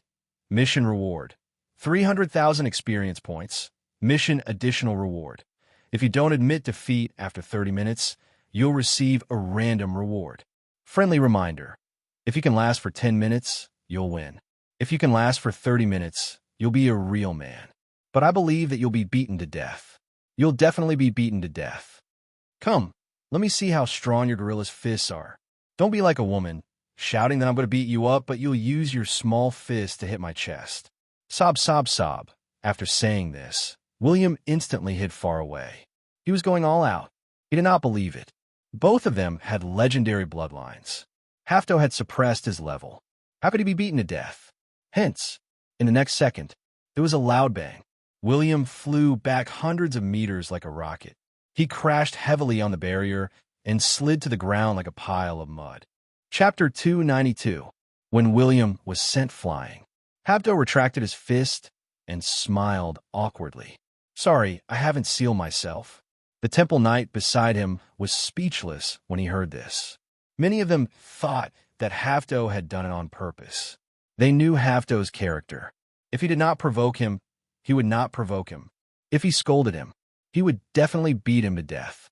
William slowly climbed up from the ground. He tilted his head and spat out a mouthful of blood. He gave Hafto a thumbs up. Hafto's punch had reduced 1/3 of his health points without using any skills. It was very generous. Hafto's aura weakened, and he wanted to ask William if he needed time to rest. But William had already transformed into a phantom and appeared before Hafto. The sword of Hegni and blade of thunder slashed down at the same time. Bang! The sword and saber hit Hafto's right arm. Sparks flew before they were deflected. Meanwhile, Hafto punched William's chest with his left fist. William dodged to the side, but Hafto's fist transformed into a sharp claw that pulled at William's armor, leaving a clear scratch mark. William rammed his head into Hafto's head. Bang! The two iron-headed dolls raised their heads at the same time, and at the same time, with their fastest speed, they kicked each other explosively. At this moment, Hafto did not move. William was sent flying tens of meters away. He created a trench on the ground before he stopped. 10 seconds. William glanced at his health points. Hafto had suppressed his strength, speed, and attributes to the advanced level. Hafto also knew that his talent was insane, so he didn't even use a trace of his combat aura in order to make the battle fairer. But William wasn't a passive person. He didn't believe that he could only be beaten up by Hafto. At this moment, he used the power of the Saint's Spirit. All his attributes increased by 23%. Hafto charged at him. He activated Dawn Assault. William transformed into a ray of lightning and charged at Hafto. Just as the two of them collided with each other, Hafto's feet dug into the ground. He took a deep breath and extended his huge palm to defend himself. Boom! The shockwaves formed by the impact rushed in all directions. William's dawn dash was blocked by Hafto with one hand. His knees had sunk into the ground. But Hafto's huge hand not only grabbed William's helmet, but also blocked William's ridiculous momentum. The prince wanted to retreat, but his legendary helmet was being squeezed so hard that it creaked. The next second, a blue ripple visible to the naked eye burst out from the soul shock wave, instantly engulfing a radius of several hundred meters. Hafto was sent flying for the first time. At this moment, William finally found an opportunity. He aimed his bow at Hartov, who was still in the air, and shot several arrows. So. 9 bolts of lightning streaked through the air, all hitting Hafto and sending his uncontrollable body flying higher and higher. What was even more fatal was the accuracy of these arrows. He managed to hit Hafto's head every time. As the last arrow arrived in front of Hafto, a trace of blood burst out from between his brows. Seeing this scene, many people sucked in a breath of cold air. William, an advanced professional, was able to break through Hafto's defense. It was unbelievable. In the next second, William was merciless. He traversed through space and appeared in front of Hafto. He stepped on the air and appeared above Hafto. His sword released sword energy that resembled a full moon. Boom! Hafto was smashed into the ground. William was like a bolt of lightning as he followed closely behind. He was proficient in both sword and saber techniques. The sword energy and saber energy sliced through the dust in just a few seconds. Tens of streaks of sword energy were unleashed. But just as he was about to continue his attack, loud laughter rang out. The sword and saber stopped attacking. The dust in the sky dissipated. Hafto was like a steel giant in the huge pit. He stood upright, and his clothes were torn. There were white marks on his skin. But he grabbed both of William's weapons and asked, "Are you done?" 1 minute. Not yet. William let go of his sword and saber. Hafto released his grip and punched at William with his fists. Boom! William's fists were almost harmless. Hafto was punched in the chest, and he was sent flying back tens of meters like a cannonball. Next, it was a one-sided beating by Hafto. The shield of the Light Palace could set off countless waves of air with every punch, and it was extremely powerful. Fist momentum, fist might, fist strength, all of them possessed unimaginable damage. William was forced to retreat until he collided with the invisible barrier again. Bang! Bang! Bang! Hafto trapped William at a corner of the barrier and pummeled him. But next second, William, who had a weak aura, was revived with full health. The epic inner armor was activated. Just when Hafto was surprised, William punched with his left fist and collided with Hafto. Crack! William's left hand did not move, but 2 bones in his arm broke.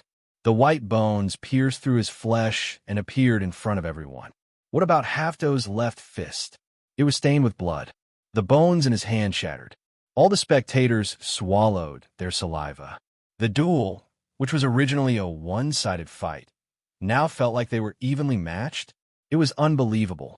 While Hafto could not imagine his left hand being destroyed, William stuffed the white bones in his left arm into Hafto's groin. Hafto was afraid that William's leg would be as hard as Hafto's. He was afraid that William's leg would be as hard as Hafto's. Therefore, he chose to retreat. William's groin kick was fast and powerful. It was obvious that William had used it many times. Hafto did not dare to block it. Both of them distanced themselves from each other. William had a chance to catch his breath. But things did not go as William had expected. Hafto's palms were indeed recovering at an unimaginable speed, especially the bones that had just been shattered. They were restored to their original state in less than 10 seconds. Hafto did not attack William.